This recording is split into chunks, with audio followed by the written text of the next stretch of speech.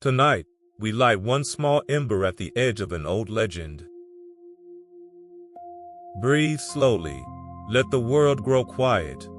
Our story begins in the far north of the old imagination, in an age of frost and firelight, among people who believed that even the gods kept a trickster at their table, and were never entirely sure whether they had tamed the fire, or the fire had tamed them.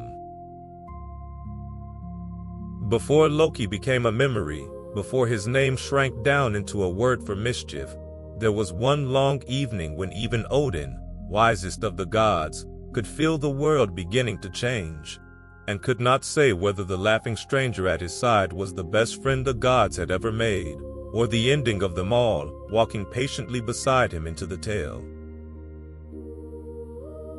Welcome back, traveler. Tonight we drift north again, back under the branches of the great world tree we have visited before, but this time we go looking for a stranger fire.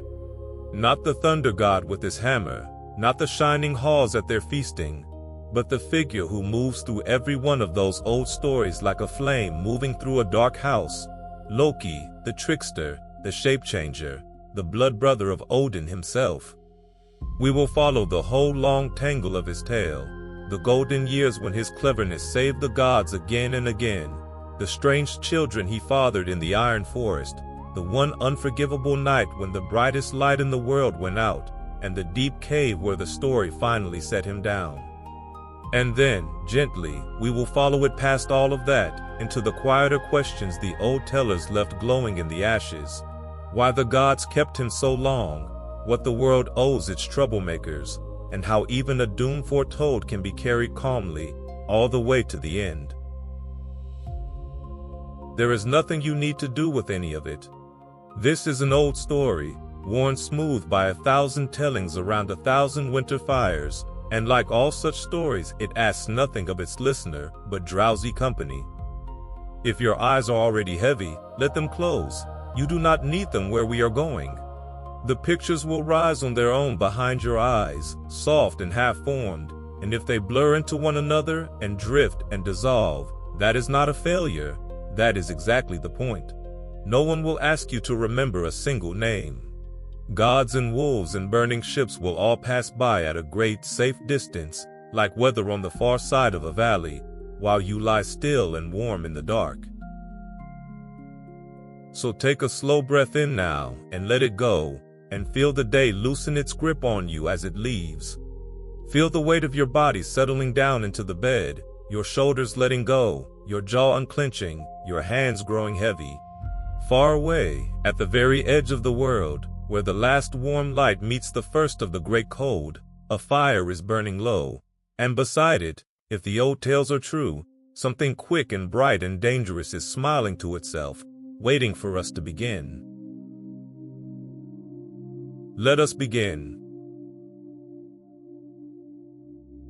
Begin then, not with the trickster at all, but with fire itself, and the strange honored place the old North gave it. Picture a longhouse on a winter night, somewhere at the cold top of the world, turf roof heavy with snow, wind hunting along the eaves, darkness pressing in for 18 hours of every day, and in the very center of that house, a long open hearth, burning. Everything in that house arranged itself around the fire. Food was cooked over it, wet clothes steamed beside it, children slept near it, stories were told across it, and the oldest and most welcome guest was given the seat where its warmth was best. To those people, fire was not a convenience but a companion, the one bright, living, moving thing in a world that winter tried each year to still. Hold that image a moment, the single warm room in the great cold dark, because the whole of tonight's story lives inside it. And yet the same people knew, better than most, what fire does when it slips its bounds. A stray spark in the thatch, and the house that fire had warmed for 40 years was gone in an hour. The companion and the destroyer were one and the same being, and no wall could be built between its two natures. You could only watch it, and bank it carefully at night, and trust it a little less than you loved it. Keep that doubled feeling close as you settle deeper into the pillow, warmth and wariness, gratitude and watchfulness, both at once, because that is precisely the feeling the gods of the Old North had about the friend we are traveling toward tonight. The myths gave that feeling a face, and a name, and a seat at the high table of heaven. But the face comes later. First, as always, the world. The old northern universe, you may remember, was a tree, a single ash so vast that its roots drank from wells below the worlds and its branches held the stars. 9 realms hung in that tree like lanterns, and the ones we know best sat warm in the middle. Asgard of the gods, high and golden, and Midgard of ordinary folk, green and small, ringed by its gray sea. But tonight, instead of climbing straight to the golden halls, let your mind drift outward to the edges, because this is a story about the edges, and about what happens when the middle of the world invites the edge to come in and sit down. Out past the safe realms, the tree's branches ran into darkness in every direction, and in that darkness burned the 2 oldest countries of all, the frost in the far north, and the fire in the far south. They had been there before the gods. They would be there after. In the beginning, so the seeress sang, in the oldest song the North remembered, there were only those 2 countries and the emptiness between them. Niflheim in the north, world of mist and ice, where 11 frozen rivers crawled out of a bottomless well. Muspelheim in the south, world of flame, where the air itself burned and a black giant with a fiery sword stood waiting at the border for an ending appointed long before the beginning. And between them stretched the great yawning gap, the silence before everything. Slowly, over ages no one counted, the cold drifted south and the sparks drifted north, and where frost met fire in the middle of the emptiness, the ice began to melt, and out of that melting, drop by warm drop, life took its first shape. Every world that came afterward, every god and giant in green field, was born from that first meeting of opposites. It is worth resting on as your breathing slows. In the North's oldest dream, creation itself was a truce between fire and ice. The gods came later, and they were builders. Out of the raw stuff of the old chaos they raised the ordered worlds, lifted the sky, set the sun and moon on their tracks and taught them their hours, laid the green earth in the middle of the sea, and walled it round against the cold.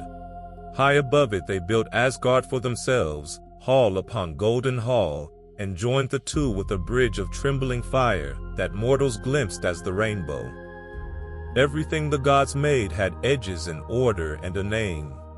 The wild things were pushed outward, the giants to their cold country in the east, the mists to the north, the flames to the south, and the middle world settled into their long golden afternoon, warm and lawful and lit. Let that settle over you like a blanket drawn up to the shoulder, a universe swept and ordered, every fire in its hearth, every wolf beyond the wall, and the long peace beginning. But a house with the fire shut out is not warmer, only darker, and the gods knew it. Order alone bakes no bread. The hearth must burn in the middle of the hall, which means the wild thing must be invited across the threshold and given a seat.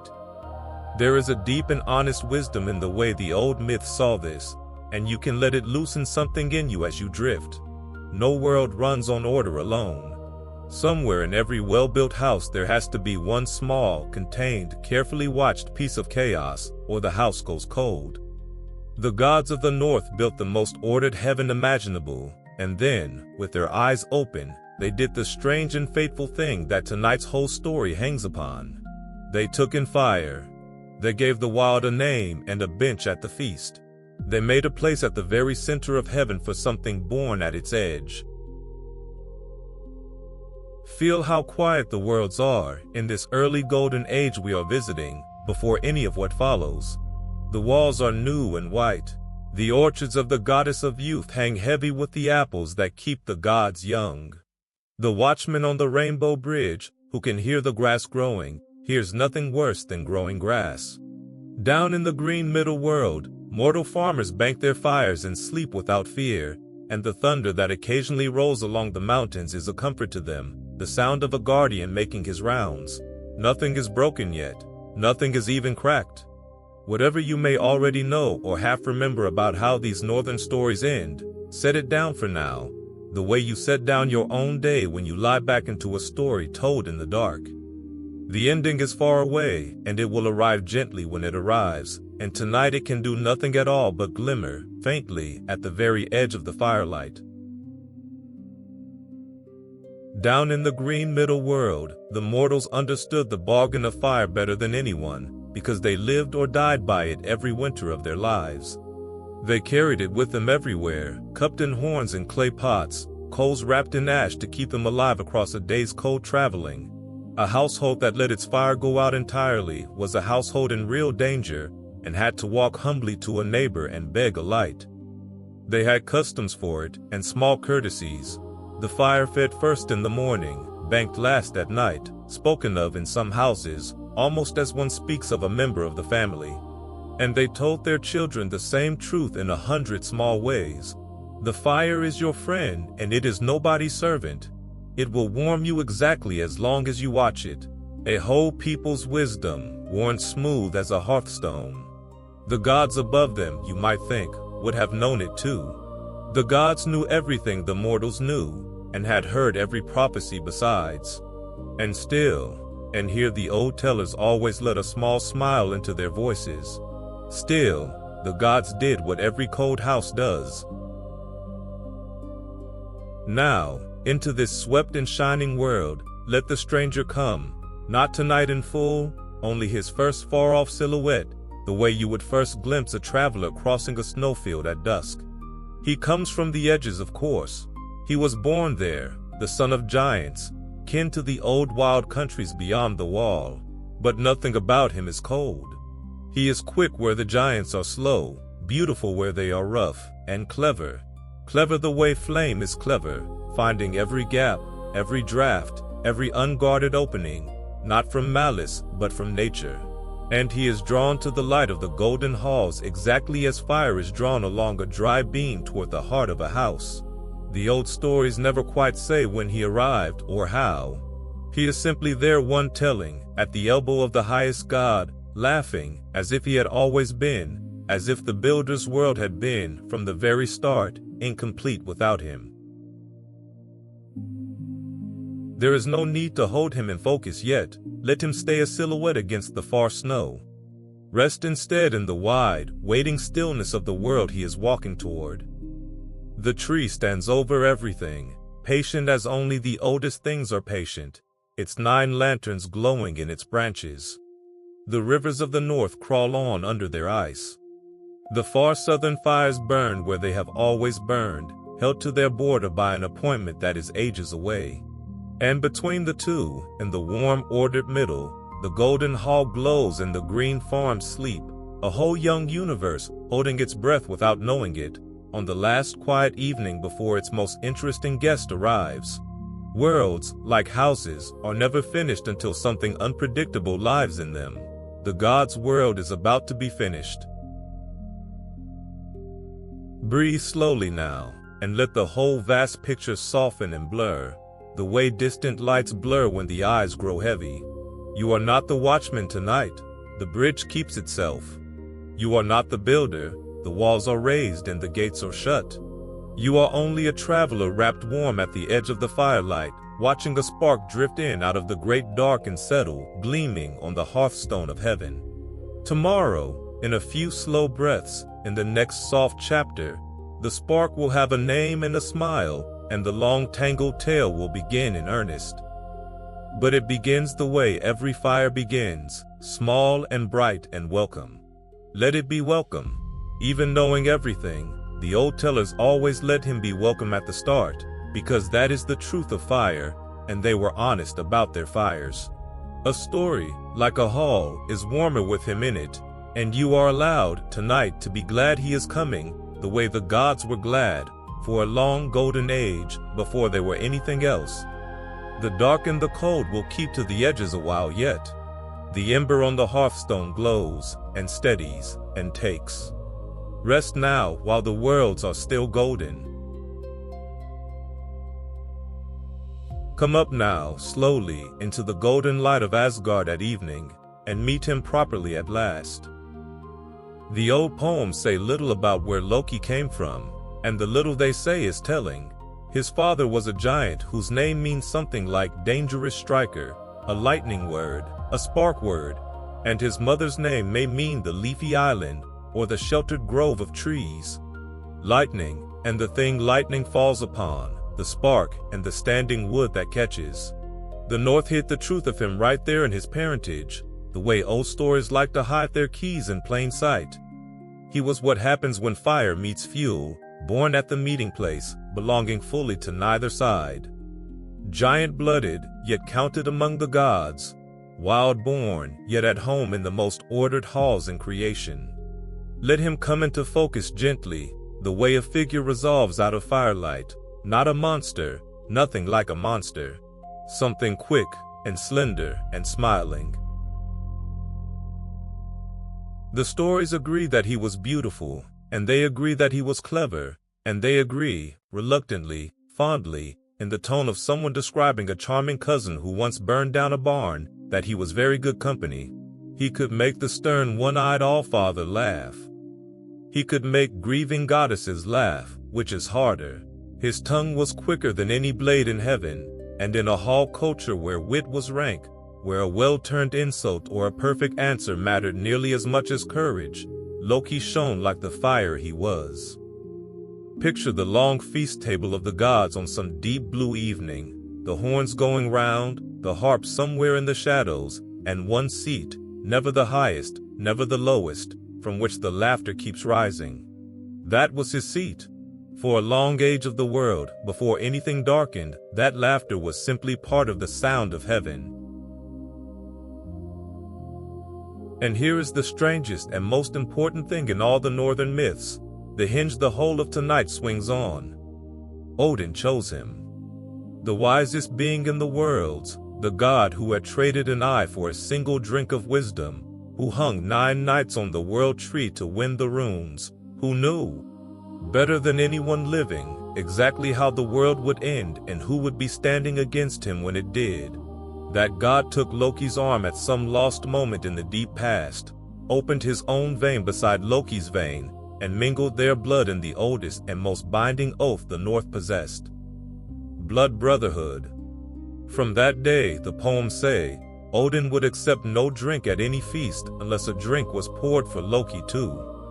Whatever else was ever said of the trickster, and everything would eventually be said, no one could ever say he had crept into heaven. He was invited, he was sworn, he was family. Why? The myths never explain it, and that silences their honesty, but you can feel your way toward the answer, drowsily, without forcing it. Wisdom that only ever talks to wisdom goes stale. A king who hears nothing but agreement is already losing his kingdom. Odin was the god of questions. He wandered the worlds in disguise collecting truths the way other kings collected tribute. And in Loki he had found the one companion who would never, ever stop asking them. The one mind in heaven that saw every rule and immediately, helplessly, wondered what would happen if you bent it. Every hall needs its fire, we said last chapter. Perhaps every deep mind needs its trickster too, the voice at the elbow that says, "Are you sure?" So the two of them walked the roads together, one gray and one bright, gathering the strangest stories in the mythology. And heaven grew used to the warmth. Settle a little deeper now, and let the golden years wash over you slowly, because they were long and they were good, and the old tellers loved them. This is the season of the myths when Loki's fire warmed everything it touched. Was there a problem in Asgard? Loki solved it. Was there a riddle no one could answer, a thief no one could catch, a bargain no one could escape? Send for Loki.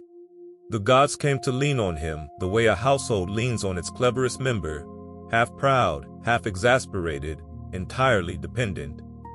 And if it was usually Loki's own mischief that had caused the problem in the first place, well, that too was part of the arrangement, so familiar that it became almost a rhythm, almost a comfort.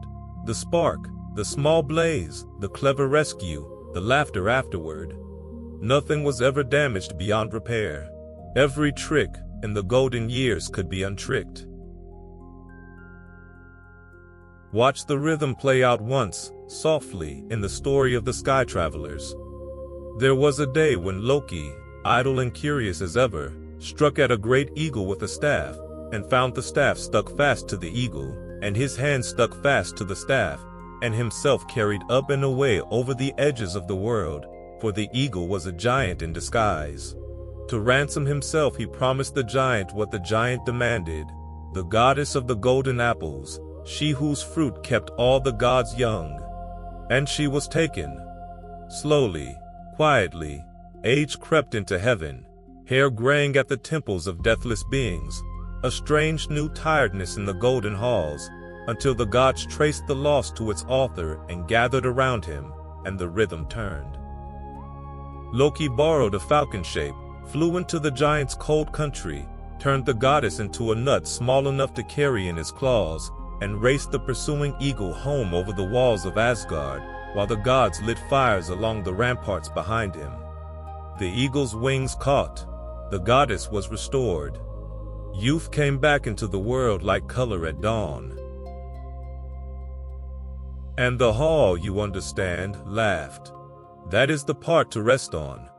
Not the danger, which was real, and not the pattern, which one gray watcher at the head of the table was surely marking, but the laughter afterward, the horns refilled, the story already being reshaped into an evening's entertainment. Because that story is the whole golden age in miniature, the harm and the healing coming from the same quick hands, the household made poorer and then richer by the same restless mind, and everyone, for now, agreeing that the account balanced. Breathe out slowly, and let the sound of that laughter fade the way sounds fade down a long corridor at night. Every family has a season like this, when its most difficult member is simply its most delightful, and the accounts always balance, and the fires are always caught in time. Heaven's season of it lasted an age. There is no need tonight to hurry toward its end. Watch him instead in the small moments the poems keep half hidden, the ones that make him impossible to simply hate. Loki inventing games to make the long winter shorter. Loki whispering the perfect answer to a god stuck mid-riddle, then looking innocently at the ceiling. Loki changing shape the way other beings change clothes. A falcon here, a flea there, a gray mare in a birchwood in one story we are saving for a gentler chapter. As if the borders between things, so solemn to everyone else, were to him simply doors. The others could not do this, and it unsettled them even in the golden years, the way his parentage unsettled them. You could never quite say what he was, and the North liked to know what things were. But unsettled is not unhappy. A hall with such a being in it never had a dull evening. And dullness, to the old northern mind, cooped up in the winter dark for half of every year, was no small enemy. If you had stood on the Rainbow Bridge in those days, and let yourself stand there now, drowsy and unhurried, the burning colors humming faintly under your feet, you would have looked out over a heaven in its high summer, and he would have been woven through every corner of it. There is the watchman with his horn, who hears grass grow. He and the fire-born stranger dislike each other with the patient, ancient dislike of opposites, and their fates are quietly braided together, but no one speaks of that yet. There is the thunder god, huge and honest, who of all the gods will travel with Loki most often, and laugh with him hardest. There is the shining one, the beloved, whose light falls on everyone and everything, even on the trickster, who does not yet mind it. And there at the high seat is the All-Father, one-eyed, listening, pouring 2 drinks whenever he pours one. Hold the pitcher like something warm cupped in both hands. This is the world before. It deserves to be remembered as tenderly as what follows. Of course, even in the brightest of those evenings, a listener lying comfortably in the dark can feel what the feasting gods could not, or would not. That a fire in the hall is still a fire, and that the very gifts that made him precious, the quickness, the border crossing, the genius for finding the one loose thread in any weave, were not going to sleep quietly forever inside the walls of anyone's order. The old tellers knew their listeners could feel it. That is why they told the golden stories first, and told them so warmly, so that everything afterward would be felt as a loss and not merely a lesson. You are allowed to love him in this chapter. The gods did. The tellers did. The winter fires he was named for crackled approvingly at every mention of him, in every longhouse, for 1,000 years. So leave him there for tonight's little while, mid-laughter, in the golden light, one arm thrown over the shoulder of a god who trusts him, a horn in his hand, the evening young. Leave the Allfather watching him down the length of the table with that unreadable single eye, the way a man watches a beloved fire on a windy night, glad of it, warmed by it, and never entirely off his guard. Let the feast blur into candle glow, and the voices soften into the general murmur of any warm room heard from the edge of sleep. The clink of horns, a burst of far-off laughter, the crackle of the long fire settling, all of it growing rounder and dimmer as you sink. This is what heaven sounded like in the years when its fire still knew its hearth. The golden age does not end tonight, nor for many nights of story time yet. But far to the east of all this light, out past the walls, past the sea, in a forest of iron-colored trees where the shadows go on for miles, something is beginning that even the trickster does not fully understand. And it is beginning, as the largest things always seem to, very, very quietly. Rest now, the gold holds a while longer. East of the green world, the old maps of the imagination went dark. Past the last farms, past the coastal skerries where the seals hauled out, across the cold gray sea, lay the country of the giants, and within that country, darker still, stood a forest the poems called Ironwood. Say it slowly and you can nearly see it. Trees gray as old blades, trunks close together, a canopy so dense that noon beneath it was a kind of dusk, and a silence that was not empty but attentive. The seeress's song said that a witch dwelt there, old and vast-minded, and that wolves were reared among those trees that were more than wolves. It was the kind of place the mind of the North put everything it feared and could not name, the womb of the wild, the nursery at the edge of the world. And it is where the trickster's road now bends, away from the golden hall, into the shadow between the trees. The palette of the story darkens here, but slowly, there is nothing yet to fear. Her name was Angerboda. The name means something like the one who brings grief, or she who bodes sorrow, and the old tellers, who named nothing carelessly, could not have said more plainly where this chapter goes. She was a giantess of Ironwood, and Loki loved her. That is nearly all the poems preserve, and the vast quiet around that fact is its own kind of eloquence.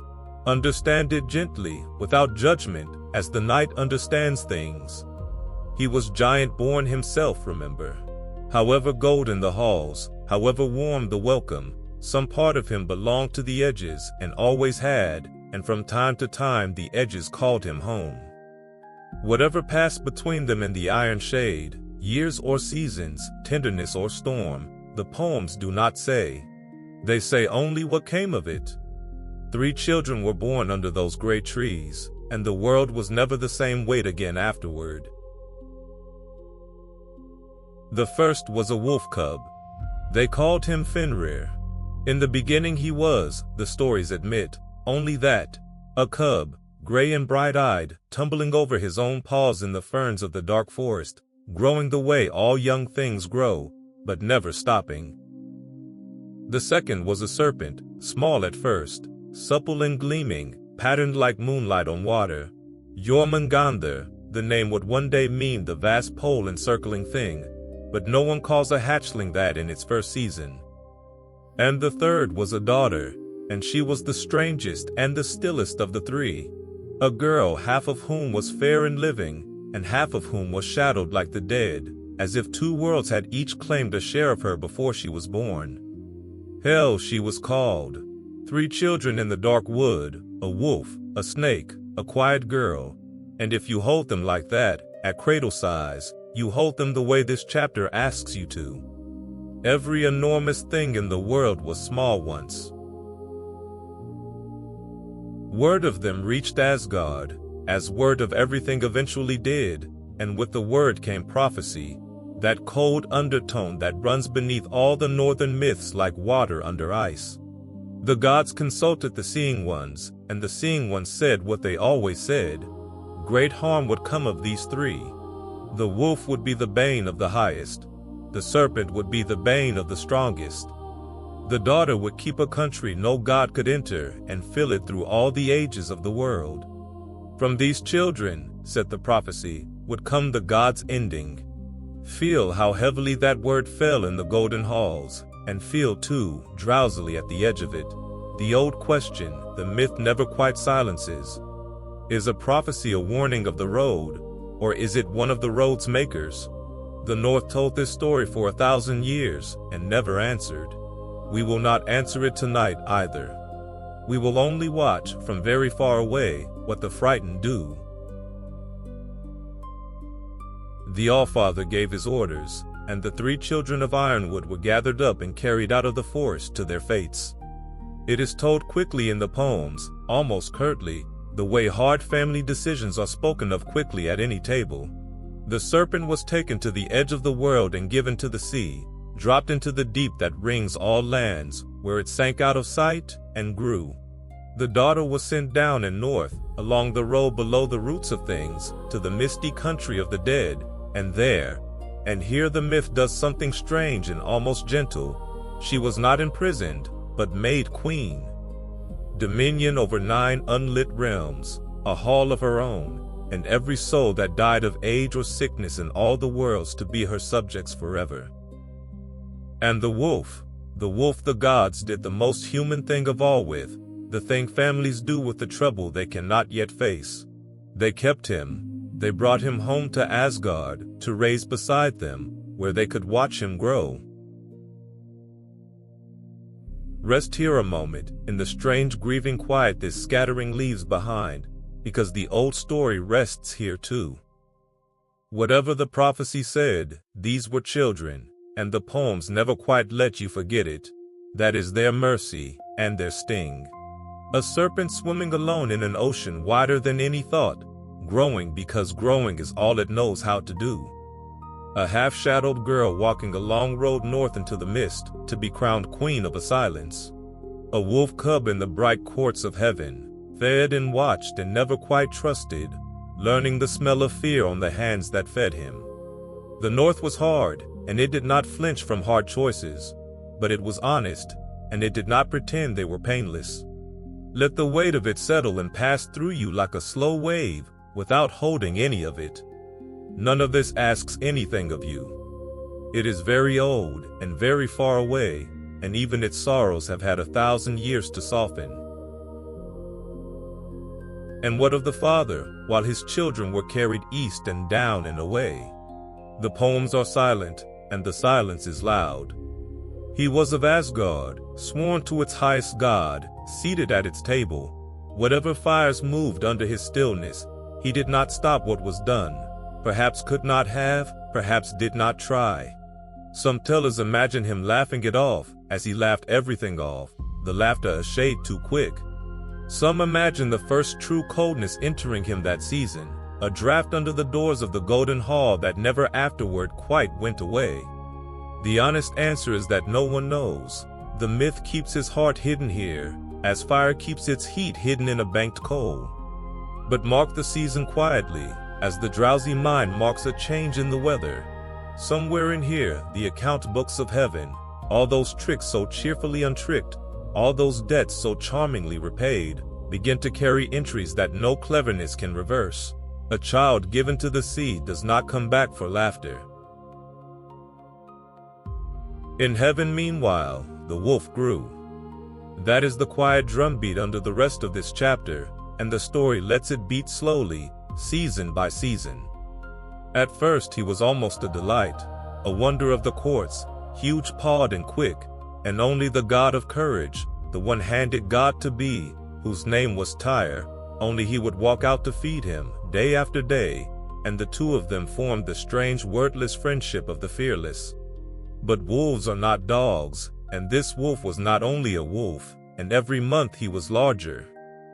larger than a hound, then larger than a horse, then larger than the doorways, until the gods, glancing out from their feasting, would see his gray shape lying along a whole hillside like a ridge of stone that breathed. The prophecy sat in every one of those glances. The wolf felt the glances land, as animals do. Nothing had happened yet. Everything was still, technically at peace. But you know the feeling of a room where something is growing that no one names, and heaven was becoming that room. Far to the south and east and down, the other two were growing into their exiles as well. Fishermen in the green middle world began to tell of something vast moving under the deep water, farther out than any boat should go, a shadow longer than coastlines that passed beneath the keel for a slow count of 100 and was still passing. The sea felt different, the old men said, and they were right. It had a tenant now, and the day was coming when the serpent would be so vast that it circled every shore and held its own tail in its teeth, a living ring around the world of men. And below the roots of everything, in the still country of mist, the quiet daughter kept her hall and received her subjects, every soul the sicknesses and the winter sent down, unhurried, unangry, gathering the dead the way night gathers lamps. None of the three did anything, you notice, but be what they had been made and put where they had been put. The dread the world felt about them, it had planted itself. The gods went on feasting, that must be said, and it is somehow the most human touch in the whole dark chapter. The golden evenings resumed. The horns went round, the harp played. Loki laughed at the table as before, perhaps a shade brighter than before, the way fires flare in a draft. Heaven learned to live around its fear, as every household learns to live around the thing it will not discuss. The wolf kept to his hillside, the sea kept its secret, the mist kept its queen, and the talk stayed carefully golden. Only sometimes late, when the benches emptied and the fires burned down to their red hearts, the Allfather would stand alone at the rail of his high seat, looking east toward the iron forest, and say nothing for a long time. Wisdom is a heavy gift on such evenings. He knew the names of his grandchildren in oath, and he knew the old songs, and he knew that binding a thing is not the same as unmaking a fear, and that fear, left burning, is a fire too. Let the chapter close there, on that high balcony in the deep blue evening, with the one-eyed god watching the east and the hall glowing warm behind him, because the story now needs a night of rest before its darkest passages, and so do you. Nothing more happens tonight. The wolf sleeps on his hillside, enormous and, for now, gentle, one ear turning in his dreams. The serpent glides through black miles of water far from any shore. The pale queen sits her quiet throne, patient as the mist. And their father sleeps in the golden hall among the gods, blood brother still, welcome still, the fire banked, the coals breathing softly under the ash. Whatever is coming is not coming tonight. In the old North they knew how to live beside their fears for years at a time, and they did it the way you are doing it now, by lying down anyway, by trusting the walls, by letting the long dark carry them toward morning. Let it carry you. Rest now. The day came, as such days always come, when heaven could no longer pretend. The wolf on the hillside had gone on growing, month over month and year over year, until the poems give up measuring him against animals at all, and start measuring him against the land. His jaws, they said, when he yawned, could gape from the earth to the sky. He had done no harm, that must be held onto, because the myth holds onto it. He had bitten no one, broken nothing, kept every unspoken term of his strange residence in the courts of the gods. But the prophecy sat in the middle of heaven like a stone in bread, and every god at every feast could feel the shape of him out there in the dark, breathing along his hillside, growing. And so the gods did what the frightened have always done with what frightens them. They decided to bind it, and, because they were ashamed, they decided to call the binding a game. They forged the first fetter openly, in the honest smithies of heaven, and it was a monument of a chain, each link the weight of an anchor. They carried it out to the wolf as if bringing him an honor, and told him, with feast day voices, that heaven wished to test his famous strength, that no creature in the 9 worlds could snap iron such as this, but perhaps the son of Loki. And the wolf looked at the chain and looked at the gods, and let them wind it round him, because he was young and strong and proud, and because the old tellers let you feel this like a splinter, because he still wanted their approval, still wanted to be their wonder, and not their dread. Then he stretched, once, almost lazily. The great chain burst at every link, and the pieces sang off the stones, and the gods laughed and praised him and clapped his flank with hands that shook only slightly. And they went away to forge a second chain. The second fetter was to the first as a ship's cable is to a thread. The poems say it was made half again as strong as anything ever bound in the worlds before. The smiths of heaven emptied their craft into it, and it took a team of gods to drag it out to the hillside. Again the flattering speeches, again the wolf's long yellow look, again, slower this time, with the whole of his hill-broad body straining, and the links groaning like winter ice on a lake. Again the terrible stretch, and the burst, and the singing shards. The wolf shook the wreckage off him and stood, breathing a little deep, watching the gods gather their broken best from the grass. Twice now he had given them their game, and twice he had felt, under the praise, the thing animals always feel and cannot name. When the gods walked back to their halls that evening, they did not talk among themselves, and the wolf lay down with his head on his paws and watched their lights come on, one by one in the distance. Then the gods stopped forging and started asking, and the asking took them, as the deepest errands in these myths always do, down and away from heaven, to the small dark folk under the mountains. Not to smiths of iron this time. The dwarves listened to the errand and named their price, and then made a thing that was not a chain at all. They called it Gleipnir, the open one, the entangler, and it was thin as a silk ribbon and soft as a girl's hair band, and it was woven, the poems say, from 6 things that do not exist: the sound of a cat's footfall, the beard of a woman, the roots of a mountain, the sinews of a bear, the breath of a fish, and the spittle of a bird. That is why you have never heard a cat walking, the old tellers would say to the children by the fire. It went into the ribbon. The impossible, woven and doubled and smoothed into a band you could close in one hand. Against mountains of iron the wolf was invincible. But nothing that lives can break the impossible. That was the dwarf's dark cleverness, and the gods carried it home like men carrying a small cold star.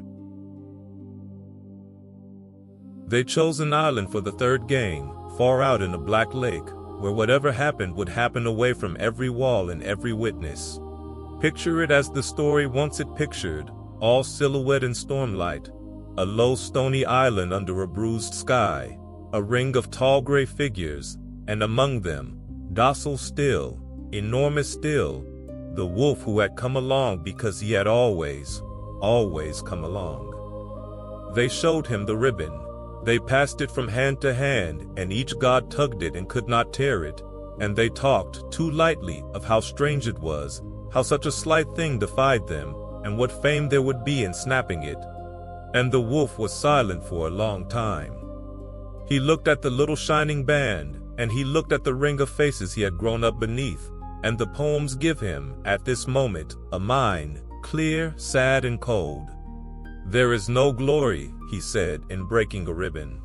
And if it is made with craft and treachery, then it will never leave my leg. What he asked for next is the hinge of the chapter, and the North thought it one of the great moments of all their stories. If you are honest, said the wolf, you have nothing to fear. Let one of you lay a hand between my jaws while you bind me, as a pledge that there is no deceit, and then bind me with whatever you please. And the ring of gods went very still, because every one of them knew the ribbon's secret, and every one of them knew what the pledge would cost, and no one moved. The wind crossed the black lake. The impossible band gleamed in the stormlight. And then Tyre, the god of courage and of law, the one who had fed the cub from his own hands all those years, the only one who had never lied to him even in silence. Tyr stepped forward without a word and laid his right hand, his sword hand, his oath hand, between the teeth of the wolf he had raised. They bound him then, winding the soft ribbon round his legs, and the wolf let them, with the hand warm between his jaws. And when they were done he stretched, the same old game, the third stretch, and the ribbon did not sing, and did not snap, and did not give, but only drew tighter and tighter the harder he strove, as the impossible always does. And the wolf understood everything at once. The poems do not slow down here, and neither will we. The jaws closed, and Tyr paid the pledge, and from that day the god of the sword had one hand, and from that day the law of the North knew, in its bones, that every true oath costs the giver something real. The gods, freed now to be as afraid as they truly were, drove a sword between the wolf's jaws to prop them wide, and made his bonds fast to a slab of stone driven a mile deep, and left him there on the island at the end of the world, bound not by strength, which had failed twice, but by trickery. Trickery, the gift of his father's house, turned homeward. Let the island fade behind us slowly, as the boats of the gods pull away over the black water, because the myth itself looks back, and it does not look back proudly. A river, the poems say, runs from the bound wolf's jaws until the end of the world, the old image for a grief that does not stop. And in the boats, no one is laughing, and no one is calling it a game anymore, and the one-handed god sits apart, cradling his arm, having lost the hand he swore with. The Norse quiet way of saying that heaven's given word was the true casualty on that island. The thing they feared is bound. The doom is postponed, and something has entered the world that no ribbon can hold, the knowledge, now shared by every party to the old arrangement, of exactly what the gods will do when they are frightened enough. Somewhere in Asgard, a fire-born watcher marks it all, and says nothing, and banks his heat. Breathe slowly now, and let the storm light dim, because the chapter is ending, and its long echo matters more than its noise. Far away on his island the great wolf lies in the dark, bound in softness, propped and pinned, with the river running from his jaws. And he does not die, and he does not weaken. He waits, because prophecy has given him an appointment, and the patient wild knows how to keep appointments. The gods return to their gold. The harp takes up again, though for a while it plays lower, the way music lowers itself in a house where something has happened. The feasts resume, the horns go round, the golden evenings knit themselves back together stitch by stitch, because life in these stories, as in ours, insists on resuming. But the household of heaven has crossed one of those lines that households cross quietly and can never quite uncross. It has raised a child as a wonder and ended him as a prisoner, and everyone at the long table knows which of them arranged the raising, and everyone knows which blood the child carried. Nothing is said. In these stories, as in most houses, the largest things are never said. They are only carried the way you are carrying nothing at all tonight, warm under your blanket, a whole safe world away from that black lake. Rest now. And if the picture of the bound wolf follows you a little way toward sleep, let it soften as it goes into what the old tellers truly meant by it, not cruelty for its own sake, but the oldest sad wisdom of the winter fire. That fear handled faithlessly costs more than the thing feared, that the hand we refuse to risk is often lost anyway, and the hand freely offered is what lets the world go on, and that what we bind in trickery waits for us, while what we bind in honesty rests. The North put all of that on one stony island and let its children fall asleep thinking about it, generation after generation, safe by their fires. You are one more of them tonight, at the far warm end of the same long unbroken chain of firesides. The wolf is very far away. The water is wide and the ribbon holds, and will hold for ages yet, and morning, unlike prophecy, always comes. Sleep is allowed now. The watch is kept. There was one God whom everything loved. That is not a manner of speaking. It is the plain premise of the most sorrowful story the North ever told. And tonight, at the quiet peak of our journey, we come to it, slowly and softly, the way the tellers themselves always came to it, lowering their voices so that the children leaned in. His name was Balder, and he was the son of Odin and of Frigg, the queen of heaven, and he was the light of the world's long evening. Where he walked, the poems say, brightness went with him. His hall was the one place in all the 9 worlds where nothing unclean had ever entered. His judgments were so fair that both sides left them comforted.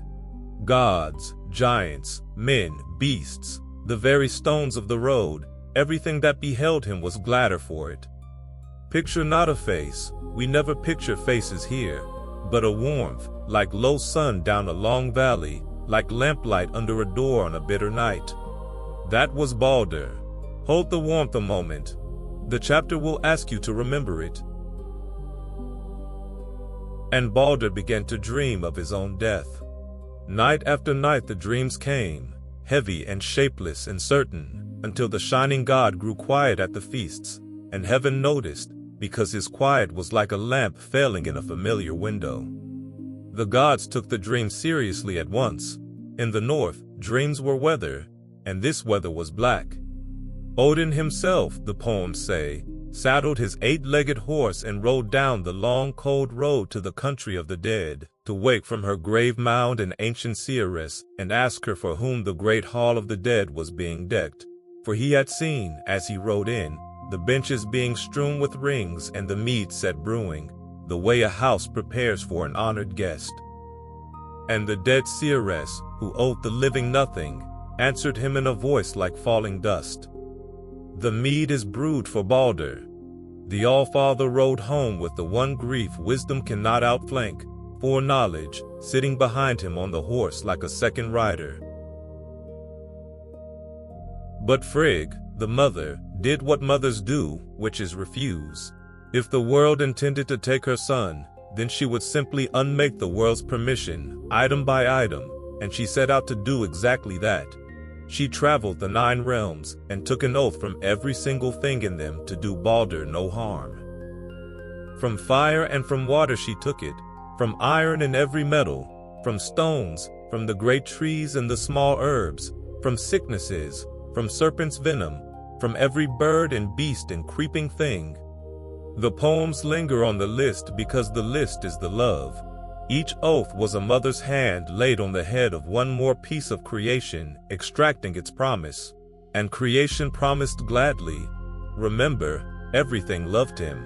When it was done, the whole world had been woven into a single vast blanket of protection around one shining god, and Frigg came home, and heaven breathed out, and the dreams were only dreams after all. Then heaven, being heaven, made a game of it, and if you feel a cold thread of familiarity here, you are meant to.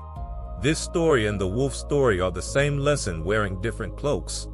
It became the delight of the gods at their gatherings to set Balder in the middle of the field and throw things at him. Darts, stones, axes, anything at hand, and everything swerved or softened or fell short, honoring its oath, and the field rang with laughter, even Balder's, warm as ever, at the center of the harmless storm. It was, the poems admit, a great wonder and a great joy. The world's love for one being made visible, made into play. Every day the gods proved again that nothing in creation would hurt him, and every day the proof grew a little more careless, a little more certain of itself. Certainty, in these old stories, is the most flammable of all materials. And through the laughing crowd, on one of those bright afternoons, moved someone in whom certainty always kindled something else. The question, are you sure? Why Loki did what he did next, no poem ever says. And tonight, in the drowsy dark, we will honor the mystery rather than solve it, because the mystery is the story's deepest truth.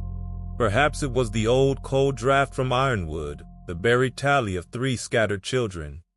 Perhaps it was the trickster's compulsion, older than malice, to find the loose thread in any weave simply because it was there.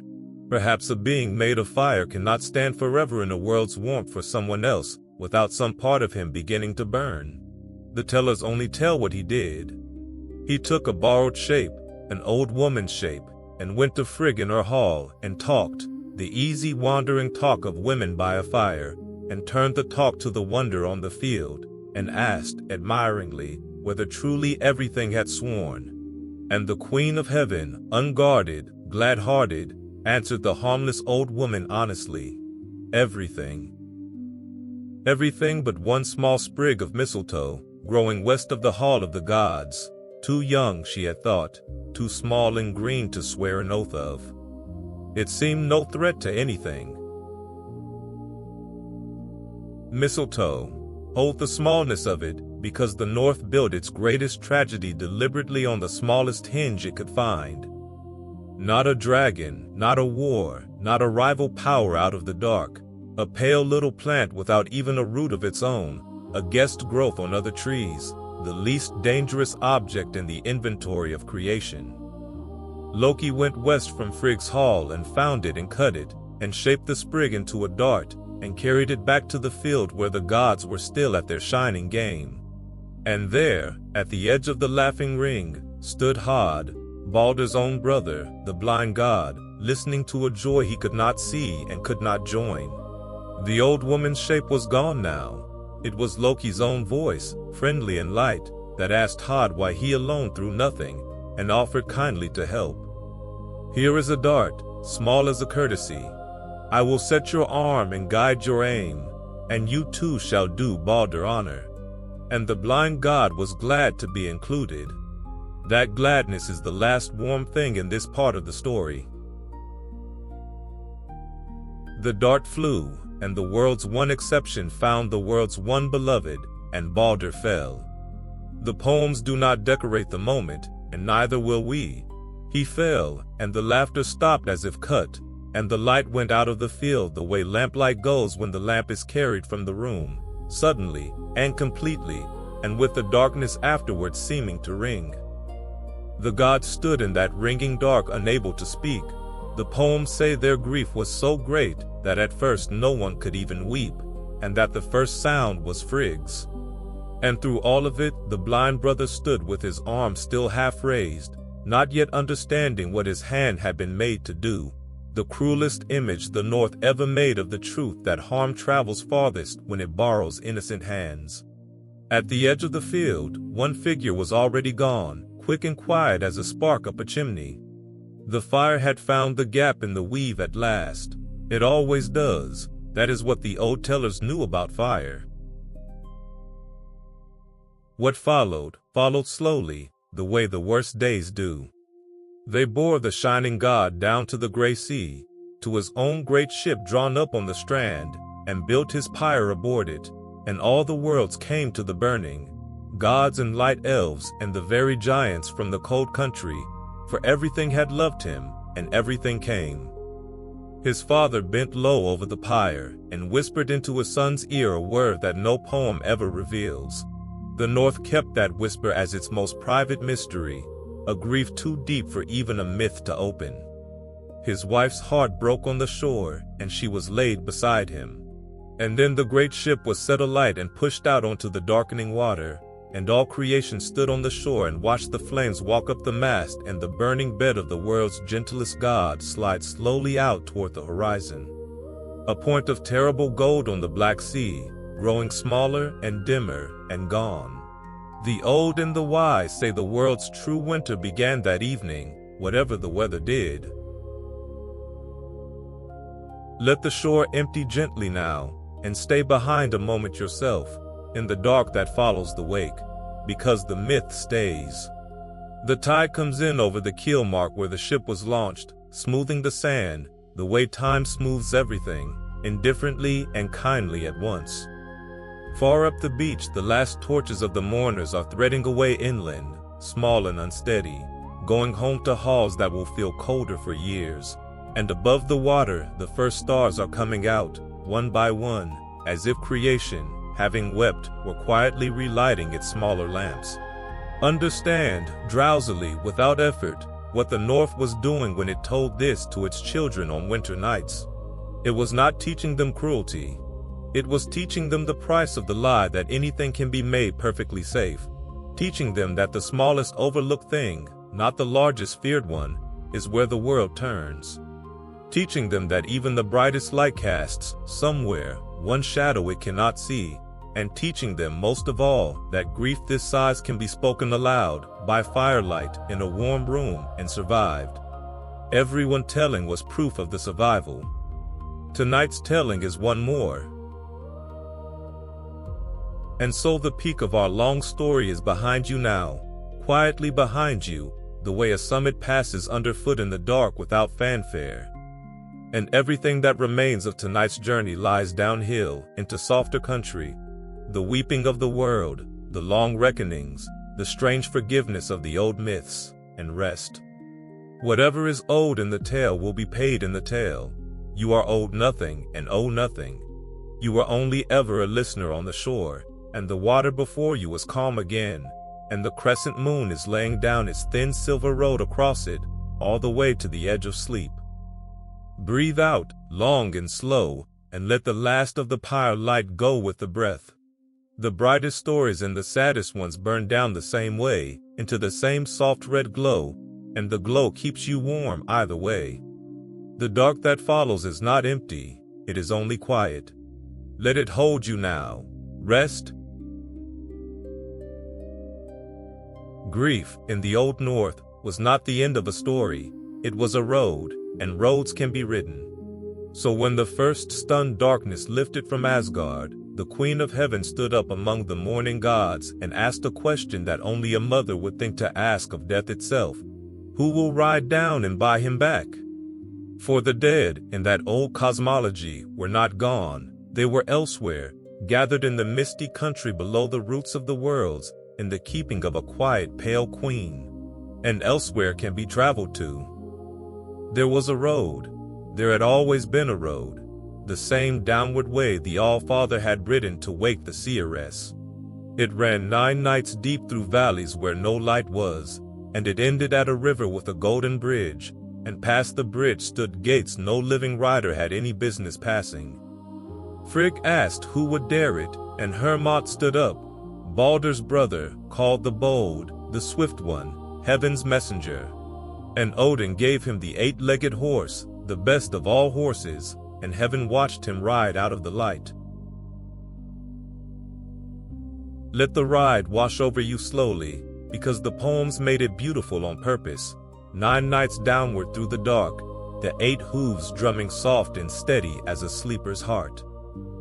Deeper and deeper the road sank, past the roots of the mountains, past the buried rivers, through valleys so old they had never once seen the sun. And the rider rode on. And the dark did not touch him, because an errand of love, the old tellers believed, carries its own small weather of light with it wherever it goes. At the river of the dead, the girl who kept the golden bridge stopped him, wondering. 5 whole companies of the dead had crossed the day before, she said, and made less sound on the boards than this one living rider. Why did the living come down among the dead? And Hermod answered simply, I ride to find my brother. And she stood aside, because that answer has opened doors in every world there has ever been. At last the gates of Hell's country rose before him, higher than any wall of the living lands, and shut. And here the poems give the messenger one perfect moment. He did not knock, and he did not call out, and he did not turn back. He dismounted in the dark, tightened the girth of the 8-legged horse, remounted and set his heels, and the best of all horses gathered itself and lipped the gates of death entire, clearing them so high that its hooves never touched the iron.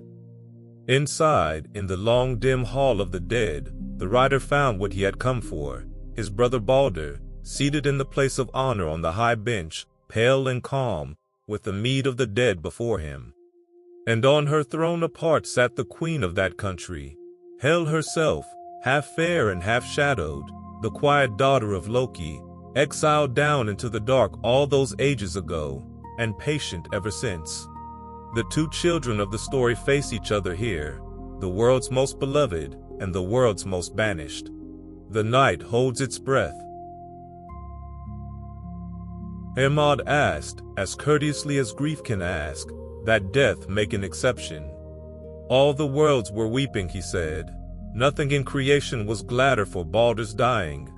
Let him ride home behind me, and every order of being will thank you until the end of days. And Hel listened. The myths give her no anger, no gloating, only a great stillness, and answered with the fairness of the utterly powerless over nothing. If he is truly so beloved as you say, then let it be proven. Let everything in the worlds weep for him, everything, every being and everything, quick and dead, stone and iron and water and beast, and if all things weep, I will send him home. But if one thing refuses, one single thing in all creation, then he stays with me. It was not cruelty, hear it gently, at the drowsy distance we keep tonight. It was the queen of the unloved asking the world to demonstrate the love it claimed, and perhaps, under the stillness, it was an exiled daughter asking a question about herself that no one in the golden halls had ever thought to answer. So the word went up out of the dark and across all the 9 worlds, and there followed the strangest and most tender page in all the northern myths, the weeping of creation. Messengers rode to every quarter, and everything wept. Gods wept, and men and women wept, and the elves in their light country wept. The beasts wept in the fields, and the birds on their branches. And then, this is the part the old tellers would slow down for, watching the children's eyes. Then the things wept. Iron wept, the way iron does when it comes in from frost into a warm hall and the cold sweats out of it in beads. Stone wept seeping. The trees wept resin down their bark, and the earth wept dew, and fire itself wept, hissing. You have seen all of it yourself 100 times without knowing what you were seeing. The north looked at every glistening surface of a thawing world and read there the mourning creation cried for Baldur. Let that stay with you as you drift, a whole cosmology in which the beating of cold metal is grief, and grief is universal, and nothing, not even stone, is too hard to mourn. Pause in the middle of that weeping world for a breath, because heaven itself paused there, and for one held moment the whole story hung in the balance and hung, for once, toward light. In the golden halls they were already preparing the homecoming. The poems let you feel it without quite saying it, the benches being readied a second time. But in the upper world now, in the world of lamps and mead and living voices, the mother standing in a doorway watching the south road, the All-Father silent at his high seat, not daring his own hope. Everything was weeping, and every tear brought the shining God a step back up the long dark road. If you have ever waited on an almost, waited through a night for news that might yet be good, you know precisely the stillness the 9 worlds stood in now, and the old tellers knew that their listeners knew it. That is why they built the moment so carefully, and let it stand so long, and made it so warm. Let yourself rest inside it a little while, where the story is still, and the hope is real, and nothing has been answered yet. And it was almost enough. That is the sentence this whole chapter exists to carry, and the North bore it the way the North bore everything, straight-backed and quiet-voiced. The messengers, riding home through a weeping world, sure now of their errand, found a cave in the rocks, and in the cave an old giantess sat alone. Her name, she said, was Thok. The name means thanks, said with the smile turned down. They asked her to weep Baldur out of death, as all things were weeping. And she looked at them from the mouth of her dry cave, and gave them the 4 hardest lines in the old poetry. Alive or dead, the old man's son was no use to me. Let hell hold what she has. Her eyes, the poem takes care to say, stayed dry as the stone she sat among. One refusal, one in an ocean of tears, and the bargain broke. The gates below stayed shut. The shining God stayed on the bench of the dead. And the giantess in the cave was never seen again, and the gods believed to the end of the world, and the poems believe, and you may drowsily believe or not believe, that the shape in the cave had been Loki. Hold the mystery loosely, the way this channel holds all its mysteries, because the myth once again offers no reason, only the shape of the act, dark against the firelight. If it was Loki, then he did not only aim the dart, he came back, in cold blood, to lock the door his mischief had opened. And the one thing that can never afterward be argued is that it was an accident.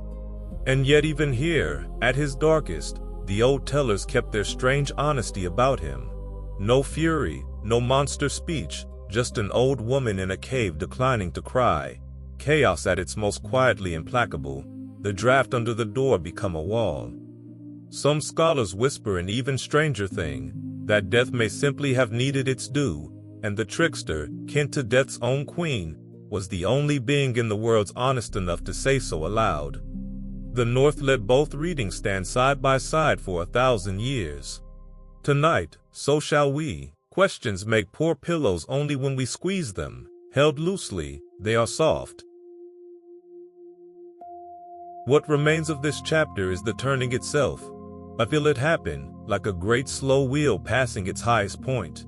Hermod rode back up the 9 dark valleys carrying death's answer, and with him came tokens. For Odin, the golden ring that had burned on the pyre, sent back by his son from beyond it. For Frigg, a linen robe from Baldur's wife. Gifts sent out of death into life, gentle beyond bearing. The old story's way of saying that what is truly loved is never entirely unreachable, even when it is entirely unrecoverable. Heaven received them, and stopped hoping, and started remembering. And there is a whole human lifetime of wisdom in the difference between those two words. From this night in the story onward, nothing more can be saved, but everything can still be answered, and reckoned, and laid to rest, and that is the gentler work the rest of our tale is made of. Breathe out now and let the long chapter settle like snow. Below the worlds, in the quiet hall, the shining god sits in honor among the dead, and the poems found their own peace with that picture. He is not suffering, he is waiting, and the oldest prophecies whisper that when the great winter has come and gone at the very end of all things, Baldur will come back up that 9-night road into a green new world, and the light will return that once went out on a game field in heaven. Death, in this old faith, was the deepest keeping of all, not a thief but a treasury. Whatever you have loved and lost is in such keeping tonight, says the myth, and says this channel after it softly. Nothing bright is ever wasted, only banked, like fire, against the morning further off than we can see. That is as much comfort as the Old North ever allowed itself, and it was enough to sleep on. Let it be enough tonight. Rest now. After the weeping failed, Loki did not wait for the reckoning. He vanished. The mask, at last, had slipped too far. The feasts where he still sat down among the gods turned gradually unbearable. The silences around him harder than any accusation, until one evening the poems place him at a great feast in the hall of the sea giant, hearing praise poured on every god in turn. And something in the fire finally spat. He stood and emptied years of banked heat in every direction, insult upon insult, truth upon cruel truth, sparing no one at the table, naming every buried shame in heaven, and then, with the whole hall on its feet, he was gone into the night. It is the last time the old stories show him among the gods as one of them. Fire had renounced the hearth. What follows is the long quiet of the manhunt, and the strange piece of a chapter in which everything that happens is already, in a sense, over. He went to ground far from everywhere, in the empty uplands, and built himself a house on a mountainside, and the house tells you everything about the mind that built it, so picture it slowly. A small stone hut with 4 doors, one opening to each quarter of the sky, so that whatever direction pursuit came from, he would see it coming and be gone out the opposite side. There he lived alone, the being who had been the laughter of heaven, watching 4 horizons through 4 doorways, sleeping the thin sleep of the hunted. By day, the poems say, he He often took the shape of a salmon and lay in the pool beneath a waterfall nearby, silver and still under the falling water, doors and horizons all forgotten in the simple cold sway of the current. Even a fugitive's tale, told in the north, keeps these pockets of deep quiet: the pool, the falls, the silver shape holding its place in the stream, and you may rest in them as he did, drowsy and dim, while the story's slow net draws in. Because a net is exactly what was coming, and the old tellers loved this turn too much to soften it. It was his own invention.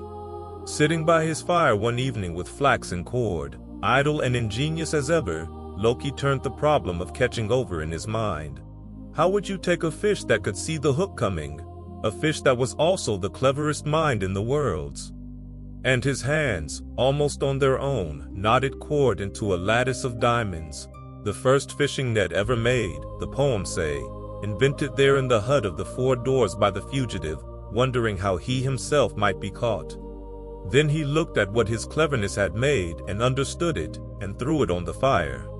And at that moment, of course at that moment, these stories know exactly what they are doing. He glanced through one of his four doorways and saw figures coming up the valley, and went out the far side, and dived, and was salmon. The gods reached the hut and found it empty, the hearth still warm, and in the ashes, white against the black, the burnt ghost of the net, its knotted pattern lying there like a drawing of itself.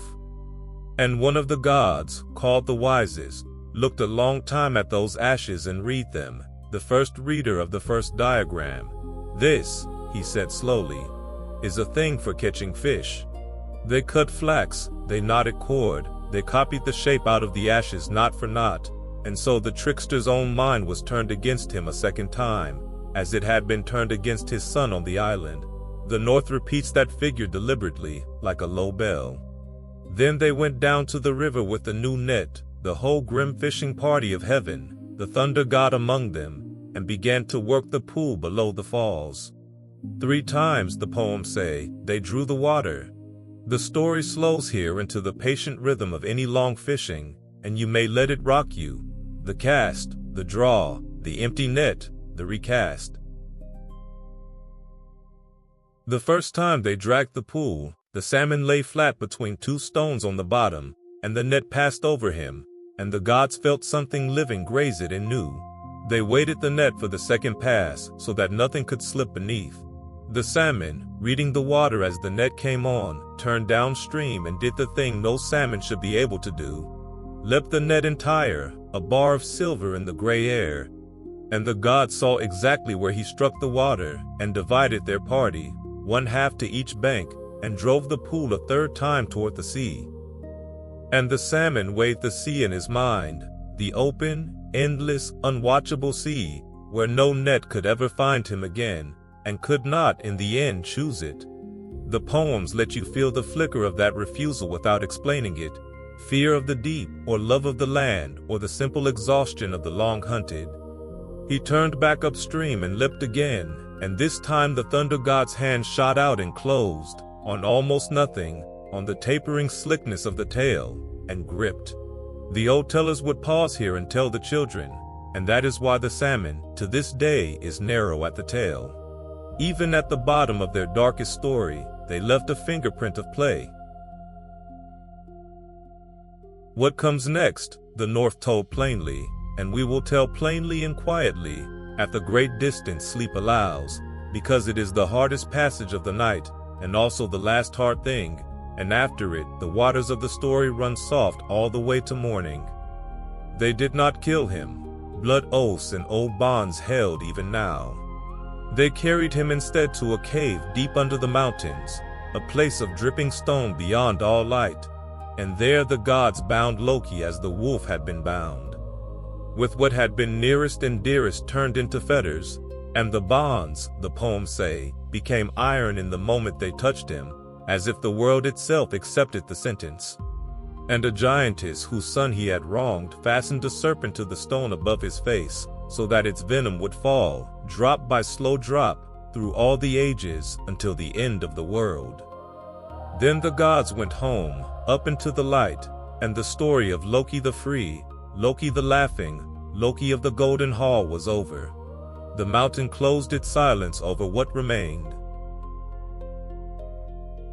But the cave was not empty, and here, at the very bottom of the myth, in the deepest dark it ever dug, the North set its single most tender image. Hold it now, because it is the one this chapter leaves you with. Sigyn came, his wife, a goddess so quiet that the poems barely mention her anywhere else at all, as if she had been kept in reserve all along for this. She followed him down into the dark with a bowl in her 2 hands, and she stood beside her bound husband, and raised the bowl over him, and caught the venom as it fell. Drop by drop, filling slowly, through hours and years and centuries, the poem set no end to it.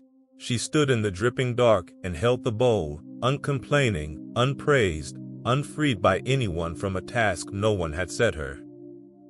Faithfulness with no audience and no reward and no ending. The Old North knew exactly how much of an ordinary human life is precisely that. And it honored every unseen keeper of every long vigil in the figure of that one goddess in the dark, every watcher by a sick bed, every tender of a night fire, everyone who ever stayed when staying earned nothing and meant everything. Only when the bowl brims must she turn away to empty it, and in those few unguarded moments the venom falls, and the bound one shudders, and the earth above shakes. And that, said the North to its children, is where earthquakes come from, not the anger of a monster, but the interval of a mercy. The world trembles in the gaps of a woman's patience.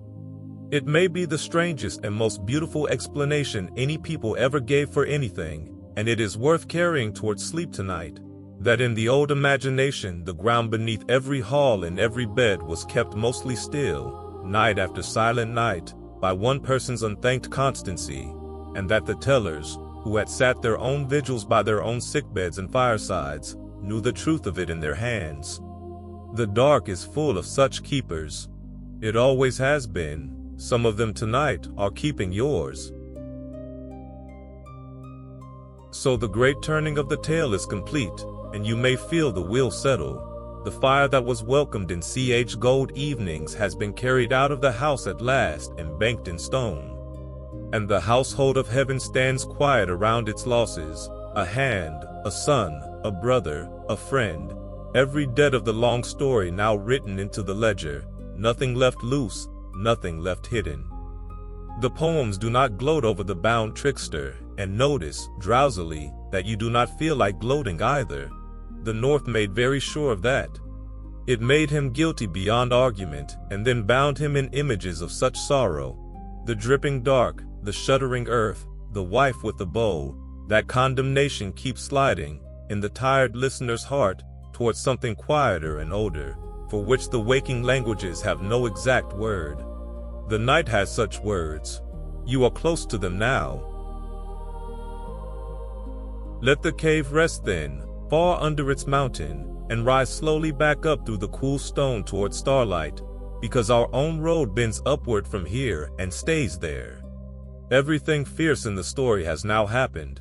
Every remaining chapter is aftermath and remembering, gifts counted and journeys retold, prophecy accepted and laid down like a heavy coat at the door of sleep. Above the mountain the sky is enormous and calm, the crescent moon well up, the aurora breathing its slow green breath along the north, and the high snowfields holding their pale light the way they hold it all winter, asking nothing of anyone.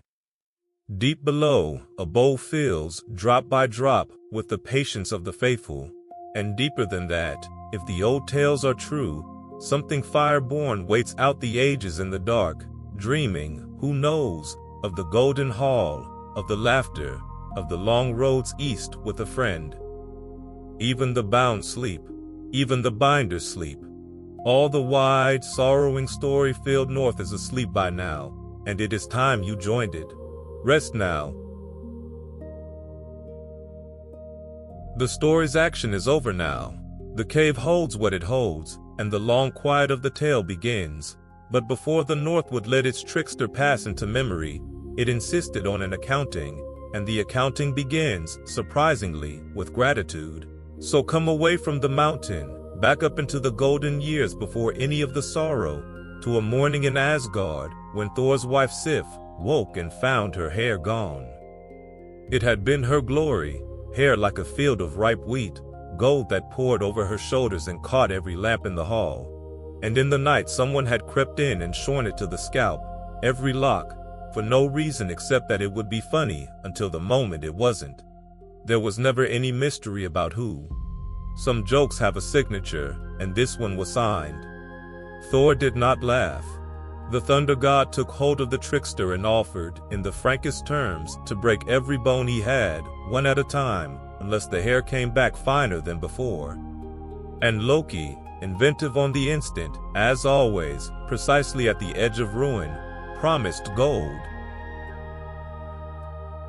Imagine him then on the long road down to the world beneath the worlds, the country of the dwarves, walking fast the way a man walks when his errand is his own fault. The dwarves in the old myths are not the small comic figures of later stories. They are the master makers of creation, smiths of the impossible, living deep in stone halls lit by forged light, and everything truly wondrous in the 9 worlds came at some time or other from their hands. Loki went first to the sons of Ivaldi, and he did what he did best, which was talk. He flattered, he wheedled, he made the making of miracles sound like a favor they would be doing themselves, and the forge was lit. And out of it, in the deep glow, came the first 3 treasures of the gods, hair of real gold, spun finer than any living hair, that would take root and grow when it touched Sif's head, a spear that could not miss what it was thrown at, and a ship, folded up small as a kerchief, that would always find its wind. And that should have been the end of the errand. The debt was paid, the hair was in his hand. But Loki being Loki, he could not carry a triumph quietly down a hallway without spending it on a wager. Passing the forge of 2 other brothers, Brock and Atri, he paused in the doorway, held up the sons of Ivaldi's shining work, and remarked that nothing in their smithy could ever equal it. He bet his own head on it. Hear that as the North heard it, half wince and half grin, the trickster, having just paid off one act of mischief, instantly staking his skull on a new one, because stillness was the one element he could not survive in. Eitri took the bet, and he set his brother at the bellows with a single instruction: pump steadily, no matter what happens, no matter what touches you, and laid the first work in the fire. And a fly came into the forge, and the old listeners, who knew this story by heart, settled deeper into the benches, because they knew the fly. 3 times the works went into the fire, and 3 times the fly came, settling on the bellows man's hand, then his neck, then at last his eyelid, biting until the blood ran. And the poems never say outright that the fly was Loki, the way they never quite say the old woman in the cave was Loki, but no one in 1,000 years has ever doubted it, a trickster protecting his own head by trying to ruin his own wager. Twice Brock pumped on, unmoving. The 3rd time, for 1 heartbeat only, his hand left the bellows to sweep the fly away, and in that one lost breath of air, the greatest of all the treasures came out of the fire, very slightly flawed. A hammer, iron and immense, that would strike whatever it was hurled at and return to the hand that hurled it. A hammer to guard gods and the world of men through every age until the last. Its only fault was its handle, a hand's width too short. The bellows had faltered a single moment, and the world's shield came out imperfect, and the world kept it anyway. Then the treasures came home to Asgard for judgment, and the picture of it is one of the warmest in all the myths, worth arranging slowly in the mind's dim lamplight as you settle. The gods on their benches, and the gifts going hand to hand. To Sif, the gold that rooted and grew, so that her glory afterward was truer than the glory before it. To Odin, the spear called Gungnir, on whose point oaths were sworn ever after, and a golden arm ring besides, that dripped 8 new rings of its own weight every 9th night, wealth begetting wealth quietly forever. The ring that would one day go onto a pyre and come back out of death as a father's keepsake. To the fair god Frey, the folded ship, and a boar with bristles of light that could run on air and sea. And to Thor, the hammer, flaw and all, and the gods looked at it and knew what it was worth, and the wager was settled on the spot. The dwarves' work had won, the makers judged best, which meant the trickster's head was forfeit. Loki had lost.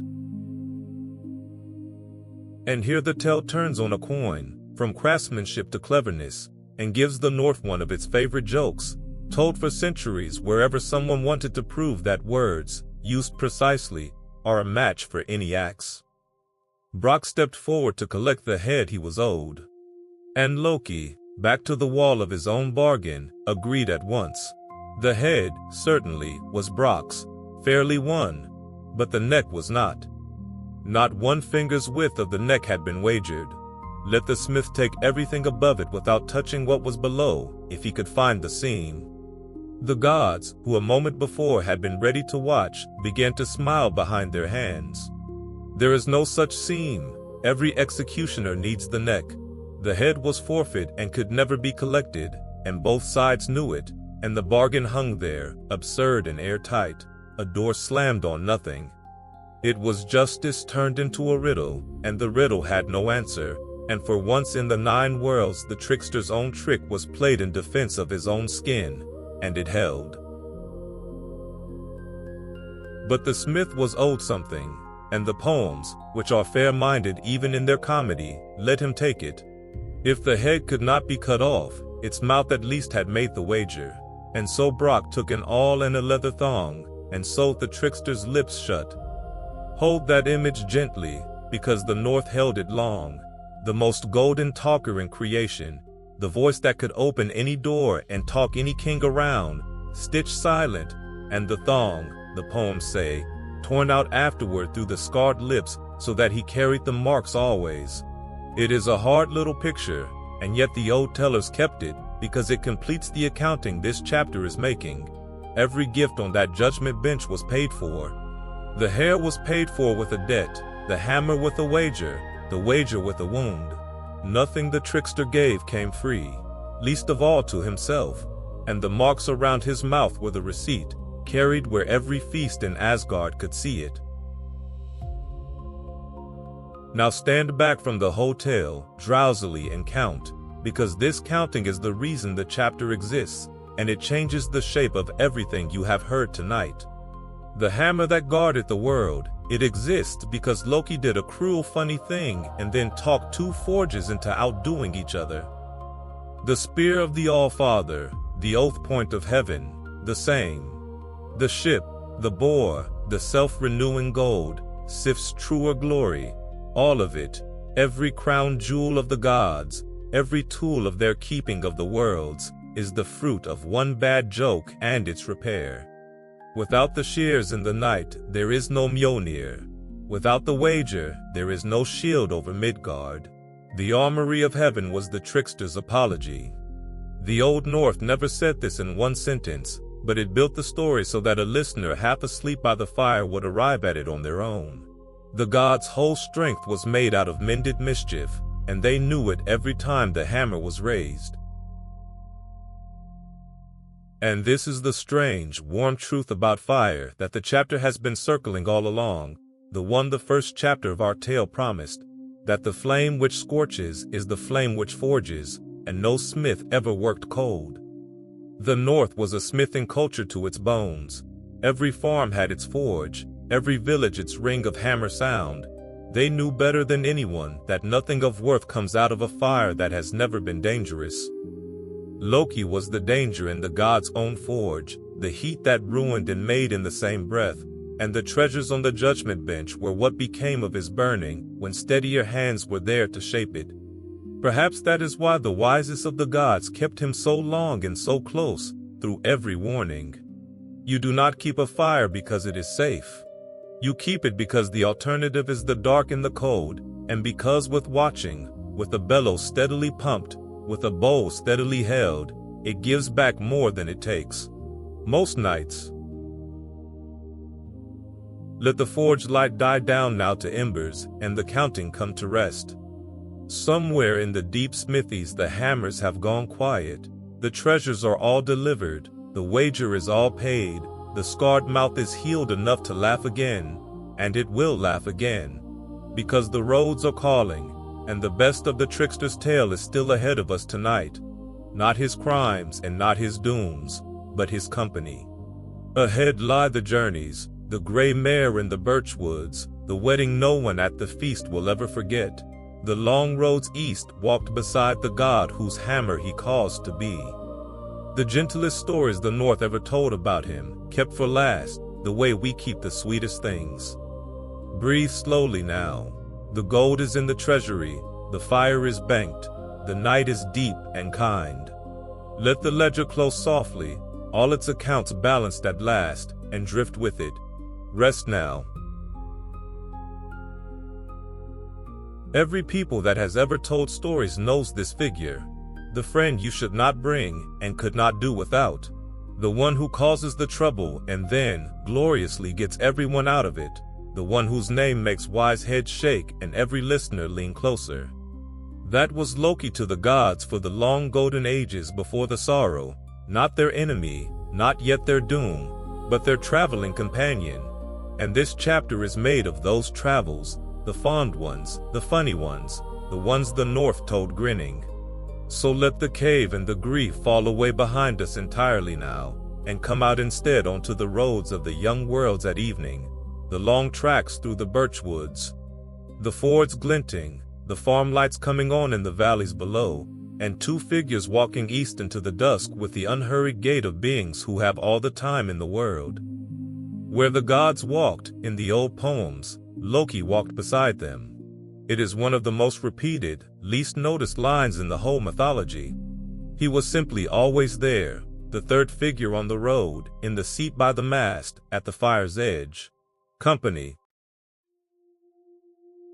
Begin with the wall, because it is the oldest of the road tales and the one the gods owed him most for.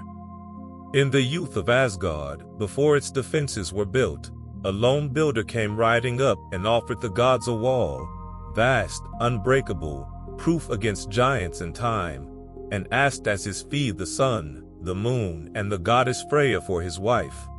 An impossible price, but Loki, counting days, saw a loophole and talked the benches into a trickster's bargain. Agree, but set the builder one winter only, and let him use no help but his own 2 hands and his stallion. The gods thought it safe. It was not. The stallion, called Svadilfari, hauled stone by night like something out of the deeps of the earth, twice the work of the builder himself, and as the winter thinned, the wall rose course by course toward done, and heaven watched the sun and moon draining slowly out of its own future. 3 days shy of summer, only the gateway stones remained. And the gods turned as one. The poems are blunt about it, not on the builder, on Loki, whose clever bargain it had been.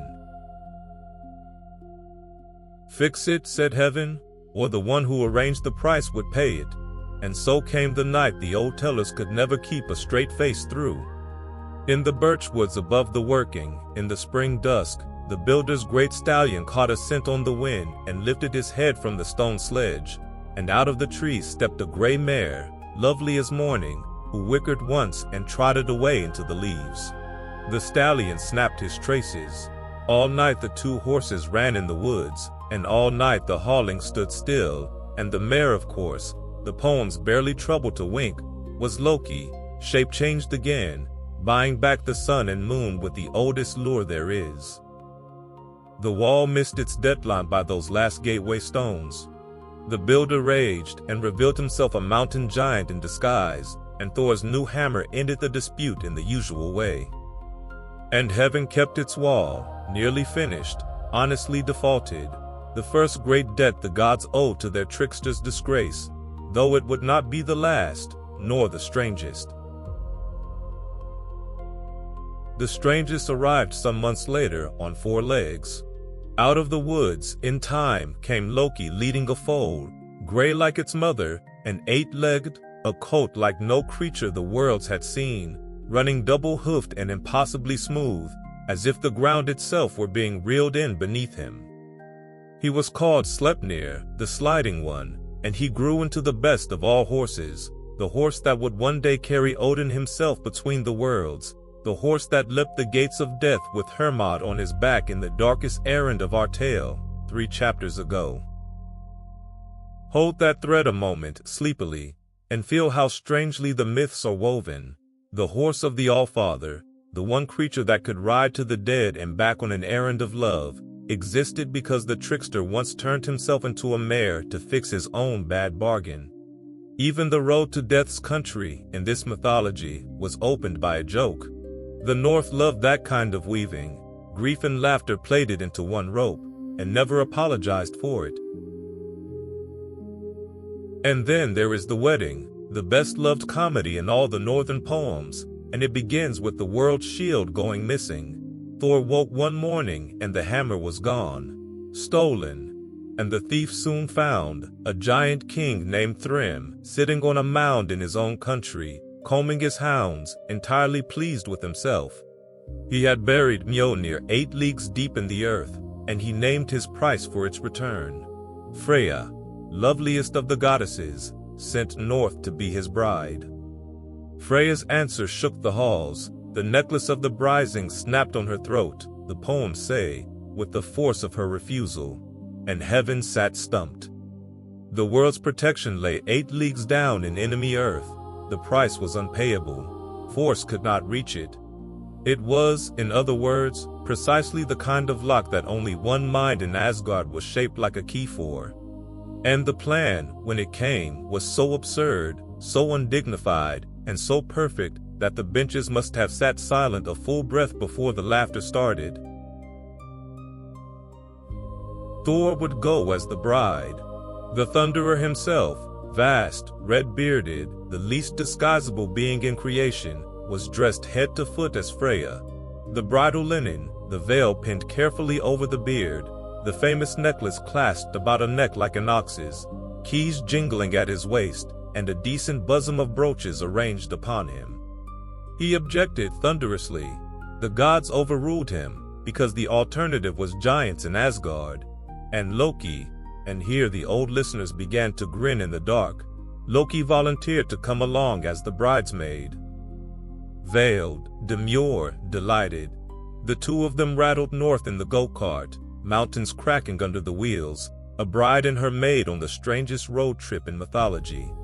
And at the feast that night, the disguised thunder god, nervous perhaps, ate an entire ox, ate salmon, all the dainties set for the women, and drank 3 casks of mead.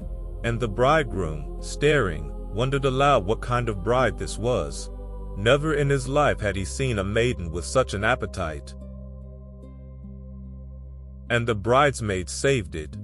Sweetly from behind the veil, the bride has not eaten for 8 nights, so wild was her longing for this wedding. Thrym, flattered breathless, leaned in to steal a kiss, lifted the veil's edge, and recoiled the length of the hall.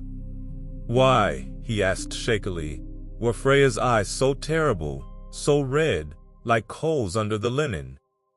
And again the veil beside the bride spoke, gentle as a lullaby. She has not slept for 8 nights, so fierce was her longing. Every crisis of the evening broke the same way, on the same soft voice, lying with perfect composure while the most dangerous being in the 9 worlds sat disguised in lace beside it, and the whole plan balanced on a hairpin. Until at last, the giants, satisfied, did the one thing the whole comedy had been built to make them do. They brought out the hammer to hallow the marriage and laid it in the bride's lap. The poems give us the moment in 4 words worth 1,000. Thor's heart laughed in him. What happened next in that hall, the chapter will leave mercifully behind the veil. Some tales work in the opposite direction, not the trickster saving the god's dignity, but keeping them honest about its limits, and the old tellers loved those too. There was the journey east into the giant strange country, Loki at Thor's side as ever, where a castle of illusions handed the travelers contest after contest they could not win. Loki himself was set to an eating race against a creature called Loki, and lost. For his opponent, it turned out afterward, was wildfire itself, which eats trough, bones and all. And Thor wrestled a toothless old crone called Ellie, and was forced to one knee, for she, the castle's king admitted at the gates, was old age, who wrestles every living thing down at last. No shame, said the giant king, in losing to those. It is the Norse quietest joke and its kindest. Set beside the true fires and the true endings of the world, even gods lose gracefully. And Loki, note, was in it with them to the end, matched for once against his own element, and beaten by it, and walking home beside his friends all the same. That is the picture to keep, and the reason this chapter was saved for the drowsy end of the night, the walking home. Not the crimes and not the bindings, the roads. The goat cart rattling back south with the hammer safe and the bridal linen stuffed under the seat, the gray foal trotting at the mare's heel out of the birch woods, the two figures small on the long track east, arguing companionably about supper. The god story, for most of its length, was not a tragedy, it was a road, and the trickster was the best company on it, the one who made the forge shallower and the evening shorter, whose voice around the fire made even the giant's country feel survivable. When the North remembered Loki, before the end, beneath the anger, this is much of what it remembered. Laughter in the high halls, and the poems are careful to say the gods laughed because of him more than at him. Whatever else the fire was, it was warm, and they gathered to it for 1,000 years of story. Let the roads empty now, slowly, the way valleys empty at nightfall. The carts home, the fires lit, the farm lights going out one by one below the darkened passes. The laughter has fallen quiet in the golden halls, the hammer hangs on its peg. Somewhere in the deep of the night, even the 8-legged horse stands sleeping at last, all his roads run.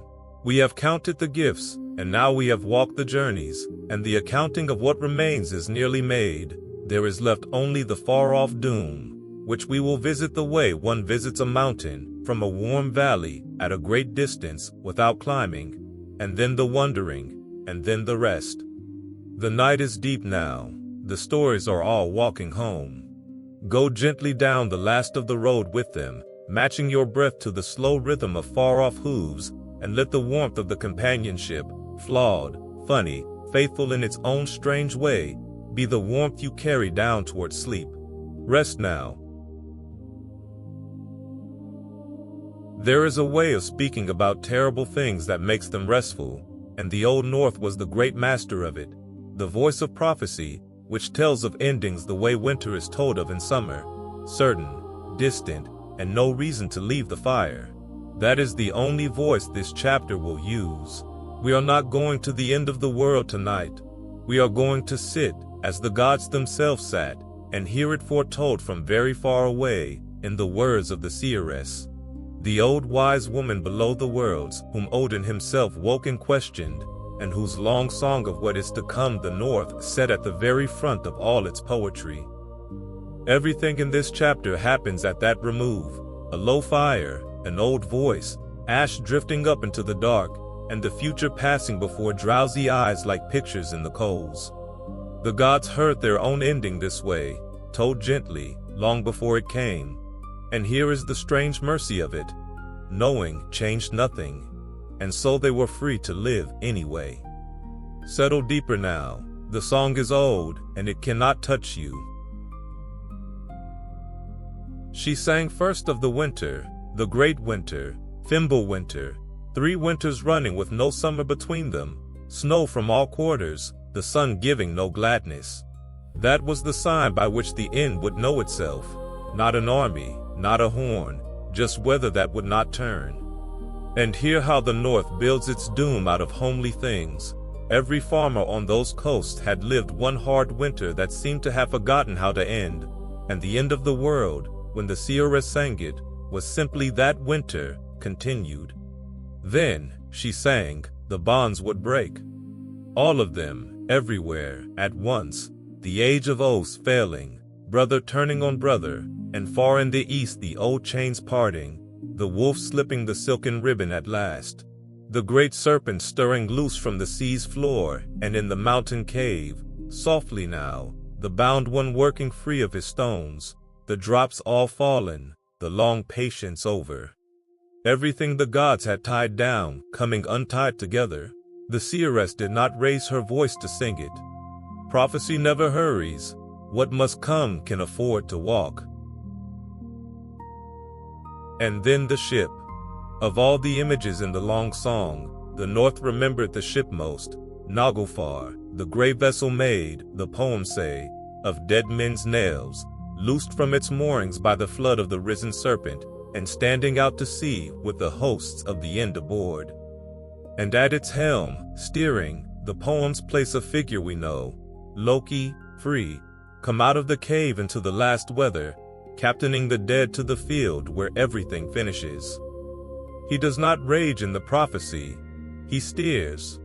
It is somehow the quieter and the sadder picture, the companion of all the road tales, the bridesmaid, the maker of the gods' own treasures, standing at a tiller in the gray light, finally and entirely on the other side. If the myths ever explained him, they declined to do it here. The seeress simply sets him at the helm, as if to say, this too was always in the fire. The old listeners, hearing it by their own firelight, would look into the flame that warmed them and understand what it was they had been keeping all these years, and keep it anyway. Of the field itself, the seeress sang only briefly, and so shall we, pairs of names, meeting and ending, like a list of debts finally settled. The wolf and the Allfather, the oldest dread of the poems, and after them the Allfather avenged by his silent son. The serpent and the thunderer, Thor and his life's great enemy ending each other at last, the hammer god walking his 9 last steps through the venom before he falls. The fire giant from the south with his bright blade, and the fair god Frey, who had given his own sword away long ago for love and met the end unarmed. And on the causeway, hear it gently, Loki and Heimdall, the trickster and the watchman, the breaker of orders and the keeper of the gate, the two beings in all the mythology most exactly opposite, fated to meet and to end each other, neither outliving the other by a breath. The North loved symmetry in its dooms. Every fire finds its water, every wolf its chain, and the two great opposites of heaven cancel like a long equation finally work to zero. And then the sun darkens, and the stars go, and the sea comes over the land, and the world, listen how calmly the old song says it, the world sinks down. But the song does not end there, and this is the part the North held closest, the part that makes the whole doom tellable beside a night fire. The seeress sang past the ending. She saw the earth rise again out of the sea, green and washed, the waterfalls coming down new, and an eagle hunting fish along the cliffs, as if nothing had ever been wrong. She saw the young gods, the sons who survived, walking in the grass where Asgard stood, finding in the weeds the old golden game pieces their fathers had played with in the morning of the world, the loveliest single image in northern poetry, the treasure of a lost age turning up like a toy in the grass of a new one. And she saw Balder come back. Up the 9-night road at last, out of the deep keeping, the shining god returned to a world worth shining on, the promise our 6th chapter banked away, paid in full past the end of everything. Whatever the doom was for, it was not for nothing. The myth's last word is not fire but mourning. The seeress sang it, and let her staff fall, and the fire burned low, and that was the whole of the song. Now notice, drowsily without effort, what the gods did with this knowledge, because it is the true subject of the chapter and one of the deep lessons of the whole mythology. They heard all of it, the winter, the wolf, the ship, every name on the field, their own names among them. And then they went home and lit the lamps and lived. They built the wall, they held the feasts, they rode out on the roads with the trickster laughing at their side, knowing, always knowing where the road went. The North looked at its gods and gave them the same terms it gave its farmers and its sailors. No escape, but no despair either. The harvest still worth bringing in, though winter is certain. The voyage still worth making, though the sea takes every ship at last. Courage, in that old faith, was not hoping for a different ending.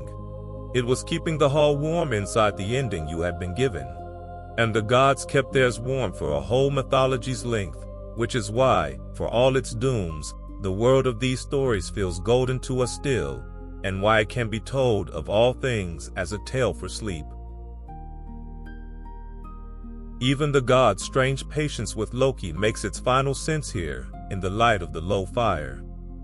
They knew, the seeress had sung it, where the fire in their hall would one day stand, at the helm of the gray ship, on the wrong side of the last field.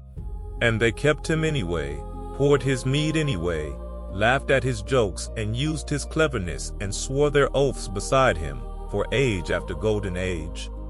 Perhaps because bindings and banishments could not change a hair of what was sung. Perhaps because, the myth is honest, they needed him, and the treasures and the wall and the rescues were real, whatever came later. Or perhaps, gentlest of all readings, because until the very end he was theirs, blood brother, road companion, and the North did not believe you could throw a kinsman out of the story just because the story ends badly. Knowing how the fire finishes is not a reason to sit in the dark. They had heard the song, and they kept the flame, and the poems do not say they were wrong to hold that loosely, as the ash drifts. It may be the wisest thing the whole hard mythology has to say. And the doom itself kept its distance, all their long ages. That is the last thing to feel before we leave the seeress's fire, and the thing this channel borrows from the old tellers with both hands. Ragnarok, in the poems that hold it, is always sung, never seen, always the far mountain, never the ground underfoot. Between the prophecy and its fulfillment lay the whole golden breath of the mythology, every feast, every journey, every gift and jest and quiet evening this night's tale has walked you through, and the North chose to live in that breath, and to tell its stories there. So the wolf on the field, the ship in the gray light, the two opposites ending each other on the causeway, leave them where the seeress left them, in the coals, in the future, on the far side of a winter that has not come. The fire before you is warm, not wild. The chains tonight hold. The ship tonight is moored, and the water is still, and the only sound in the story now is an old voice finishing an old song in the soft collapse of Ember settling. Let the pictures cool now, one by one, the way coals cool. First the field going gray, then the gray ship dissolving into the mist it came from. Then the long winter melting backward into ordinary snow, until all that is left of the end of the world is a low fire in a dark hall, and an old woman's voice falling silent, and even those beginning to dim. Prophecy, the North knew, is a kind of lullaby when it is held rightly. What is certain need not be feared tonight, and what is distant cannot ask anything of a sleeper. The gods themselves heard this song and slept after, age upon age, under a sky whose ending they knew by heart, and the sky held, and the mornings kept coming, green and ordinary, all the length of the golden years. Your own sky is holding too. Whatever winters are sung somewhere in your coals, they are far from this warm dark, and morning past all of them, the old song promises, the earth comes up green. Let the seeress keep the future, it was always hers to keep. You keep only this breath, and the next, slower. Rest now. The story is told now, all of it, the golden hall and the ironwood, the wager and the weeping, the cave and the far-off doom, and what is left, in the very last hour of the night, is the oldest pleasure of the fireside, turning the finished tale slowly in the hands, the way one turns a carved thing, and wondering at it. And the wonder of this tale has one center: why did they keep him? The wisest being in the 9 worlds mingled blood with the fire that would burn his house, and heaven fed that fire at its own table for a whole mythology. The poems knew the ending from their first line, and they never once painted the keeping as folly. There is something here the Old North understood and wanted its children, nodding by the hearth, to absorb without effort, something about fire and order, and why a living hall needs the very thing that endangers it. That understanding is the last gift of the tale, and the gentlest, and it is this chapter. Nothing more will happen tonight, nothing at all. There is only meaning left, and meaning, at this hour, is a kind of warmth. Begin with what a hall actually was on those coasts, in that cold, because the whole answer is in the picture.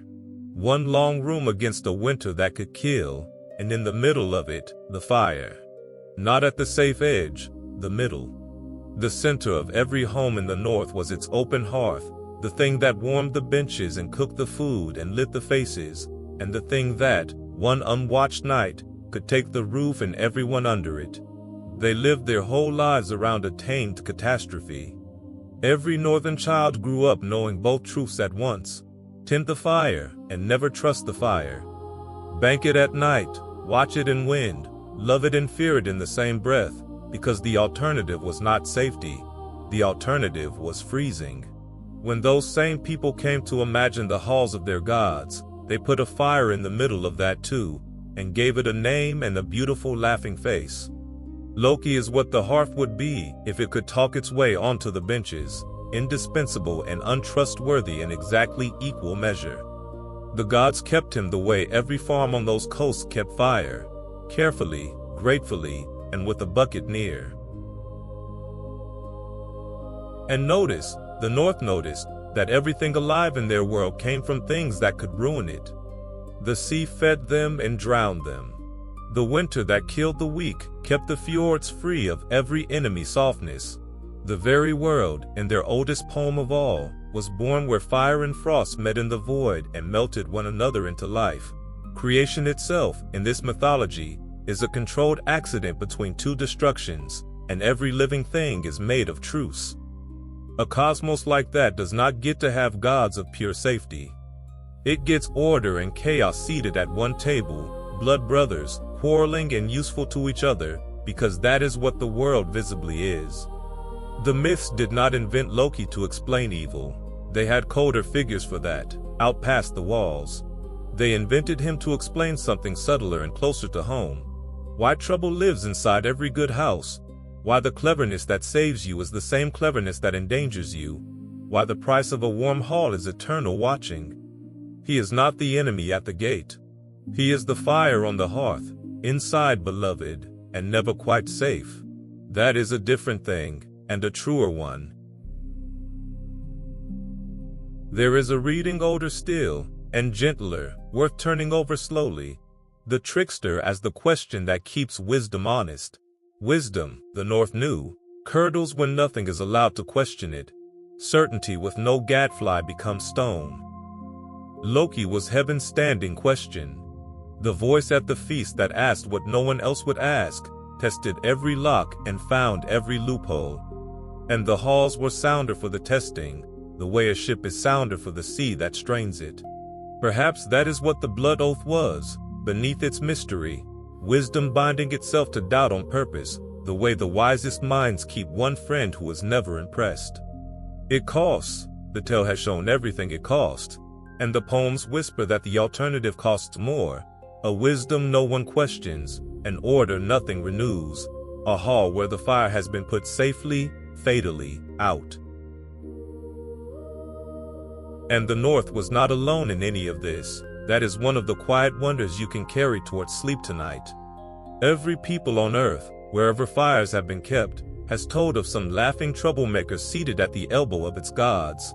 The coyote who scattered the stars crooked, the spider who tricked the sky out of its stories, the thief of fire who suffered on his rock for every human hearth. Different coasts, different tongues, no one carrying the tale between them, and everywhere the same figure by the fire, as if the human heart, wherever it starts telling stories, discovers the same necessity. The world as we find it, half gift and half prank, is not the work of order alone. The North's version burned brighter and fell harder than most. But he sat where they all sit, close to the flame, close to the gods, close to us. Turn the carving once more, and feel the strangest facet of it. How much of the good in this mythology exists only because of its troublemaker. Take Loki out of the tale, and watch what vanishes with him. The hammer goes, and the spear, and the ship. The wall stands unfinished. The 8-legged horse is never foaled, so the ride to the dead is never ridden. The journeys go untraveled, and the gods' long laughter falls quiet. What is left is order, alone at its own table, slowly going stone. The myths, told entire, refuse that arithmetic. They insist that the same fire warmed the hall and burned it, and no telling can split the flame in two. The North did not resolve this in 1,000 years. It did something wiser. It kept the whole of it, gratitude and grief, in the one ledger, and told both without flinching. And so the myth, at its end, forgives no one and condemns no one. Hear how rare that is, and how restful. Loki is never pardoned. The sorrow was real. The brightest light truly went out. The cave truly held him, and the poems do not soften a stone of it. And he is never simply cursed either. The gifts stay counted, the laughter stays remembered, the blood oath is never called a mistake. The old tellers held the whole tangled figure up to the firelight, maker and breaker, companion and doom, and declined for 1,000 years to simplify him, because they were not in the business of verdicts. They were in the business of truth told slant, and the truth is that every hall's fire is both. This too belonged. That is the myth's whole judgment, its first word and its last. The wolf belonged, and the weeping belonged, and the laughter on the east roads belonged, and the long patience of the bowl in the cave belonged. A story big enough to hold all of that without breaking is big enough to rest in, and that is what you are doing now, resting inside an old story that long ago made its peace with everything in it. Somewhere near here, every fire this tale has lit begins to settle toward its embers, and you can let the great figures go now, one by one, with the ease of a host bidding guests into the night. Let the All-Father go, back to his high seat and his ravens and his long patience with the song ending. Let the Thunderer go, hammer on his knee, dozing by his own hearth like any farmer after harvest. Let the quiet daughter keep her dim country, and the shining one his bench in the deep keeping, till the green morning the seeress promised. And let the trickster go last, silhouette against firelight, as he has been all night, down whatever road he is walking between his stories, the laughter fading companionably into the dark.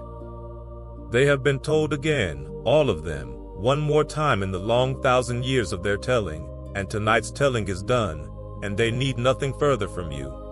Stories put themselves to bed in the end. They know the way.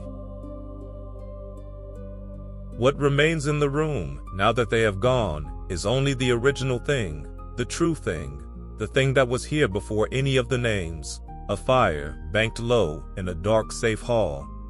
Look at it a last long moment, half dreaming. Every hearth in the world tonight is a small kept Loki, a wild thing domesticated but never fully, a warmth with watching as its price, the oldest bargain our kind ever struck, and the best one. Your ancestors, whoever they were, on whatever coast, sat where you are sitting now, inside the circle of a tended flame, in the dark of a turning world, telling stories about the fire to the fire, grateful and wary and warm, and finally, one by one, asleep around it. Nothing about the bargain has changed. The flame still gives more than it takes, most nights, when it is watched with love. The watching tonight is done. The fire is low and safe. The hall is sound. There is nothing left in all the 9 worlds to tend. So let the wondering end as the old tellers ended it, not with an answer, but with a settling, the question laid down softly like a carving finished and set on the shelf. Why did they keep him? Because the hall was cold without him. Because the treasures were real. Because the laughter was real. Because wisdom needs its question and order needs its change, and because the world itself, from its first melting moment, was made of exactly this truce. And because, in the end, the Old North knew that you do not get to love only the safe things. Nothing that warms is ever entirely safe, and nothing entirely safe has ever warmed anyone. That is the trickster's last gift, the one he leaves on every hearth.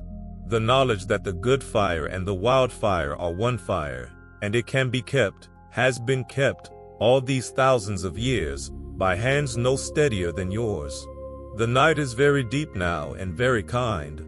The flame stands unwavering in the still water of it. Let it keep itself a while. Breathe out, long and slow, and go where the warmth goes. Rest now.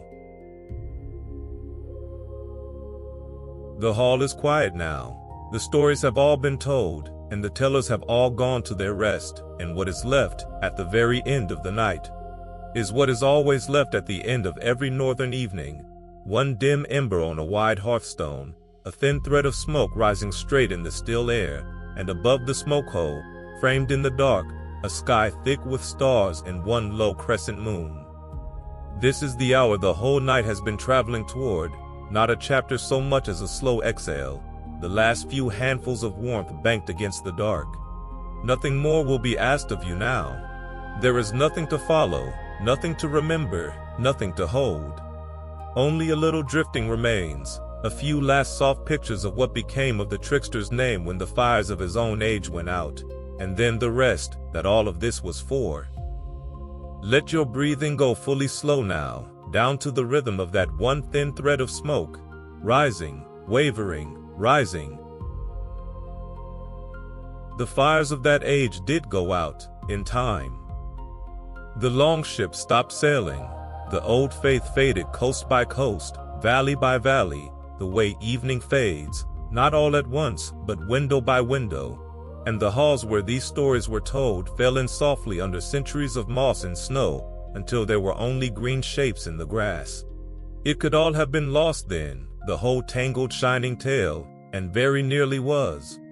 But far out in the cold sea, on an island of fire and ice, a fitting keeping place, when you think of it drowsily, for a story about fire held in check, old men and women went on writing the poems down, goose quill by lamplight, and the vellum held.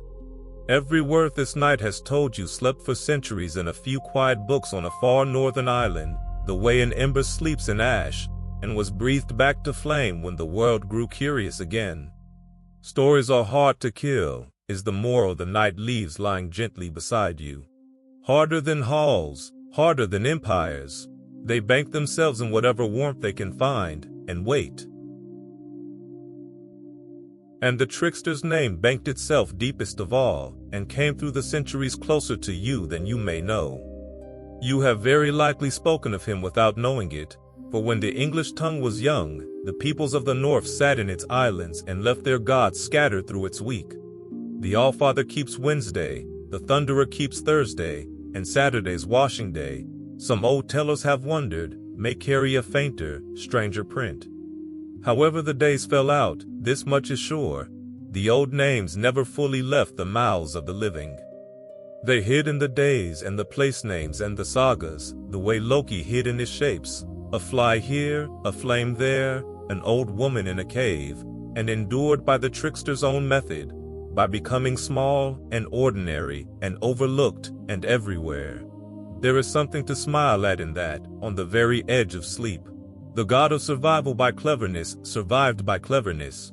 The shape changer changed shape one last time into the calendar itself and travels with us still, 7 days at a time, perfectly hidden, perfectly safe. And wherever stories are told at all, he has his descendants, for the figure the North called Loki has never once been out of work. Every tale you have ever loved has had someone at its elbow, the clever companion who breaks the rules and saves the day, the charming troublemaker the story scolds and cannot do without, the laughing one, the unreliable one, the one who makes the plot move. Storytellers found long ago that a tale of pure order lies flat on the page, that something has to shake the snow globe, and so, in every age, in every tongue, they have reached again for the old fire-born figure and given him new clothes and new names beyond counting. He is younger than ever, this being from the world's oldest winter. Children who will never read a rune know him by heart in 100 shapes. That is what a myth is, in the end, told at the sleepy end of a long night.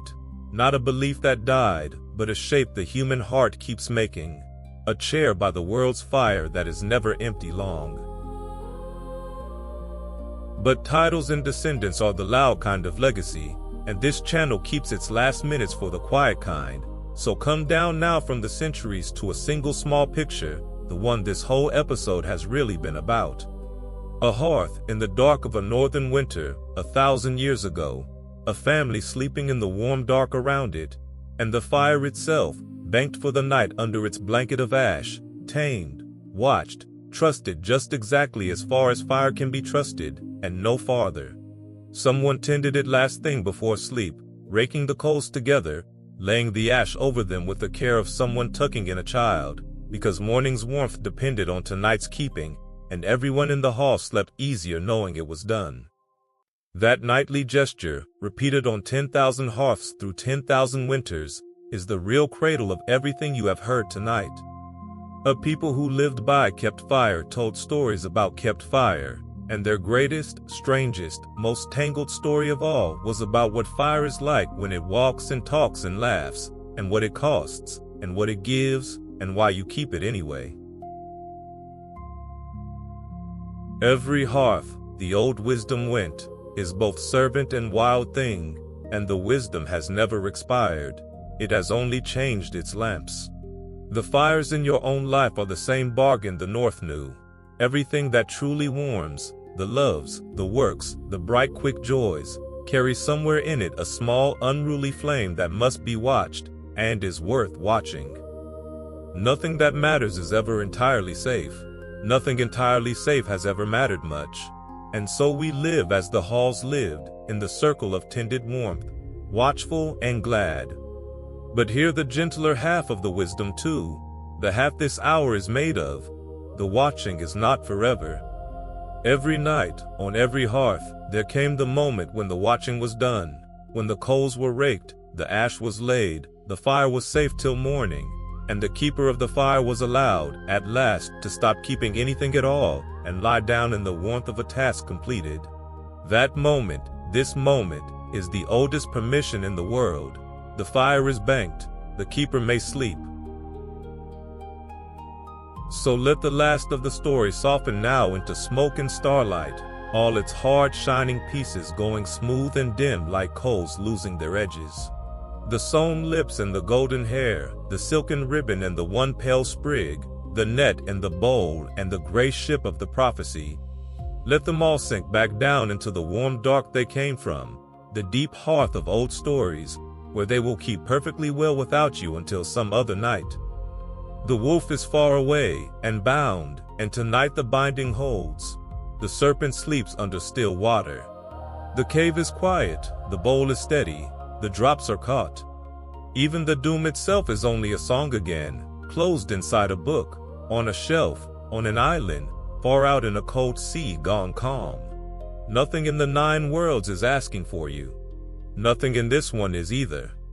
The night has taken over all the watches. You can put down every single thing you have been holding, including the story. Especially the story. And if one figure deserves the last soft thought of the night, let it be the quietest one in the whole tale. Sigyn, in the cave, with her bowl. The myths gave her almost no words, only the standing, only the staying, and yet the Old North kept her image beside all its thunder and doom, as if it knew she was the secret of the story. Patience, outlasting cleverness, gentleness, outlasting fire, one small kept light in the deepest dark of the tale.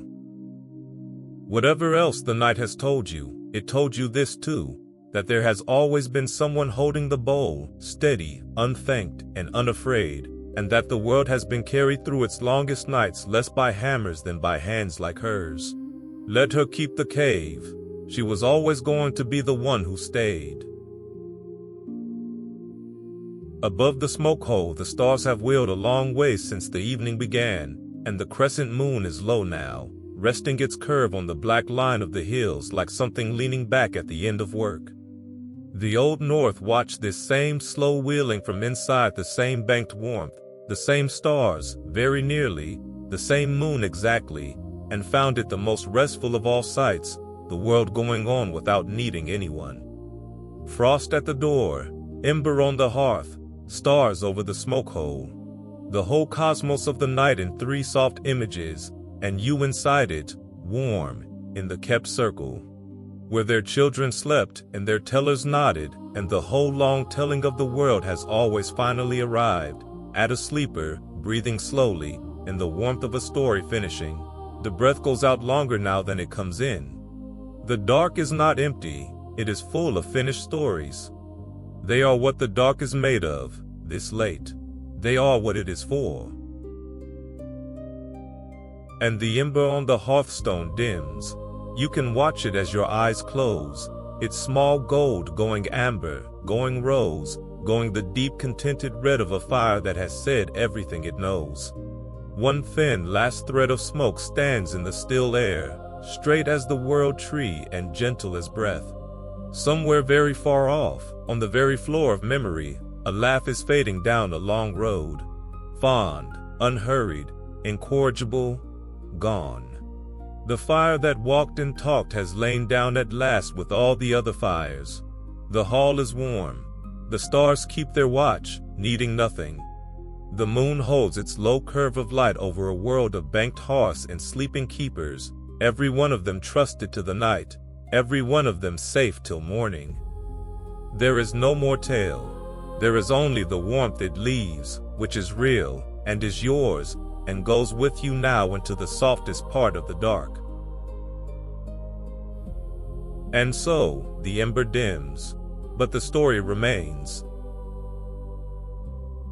And sleep.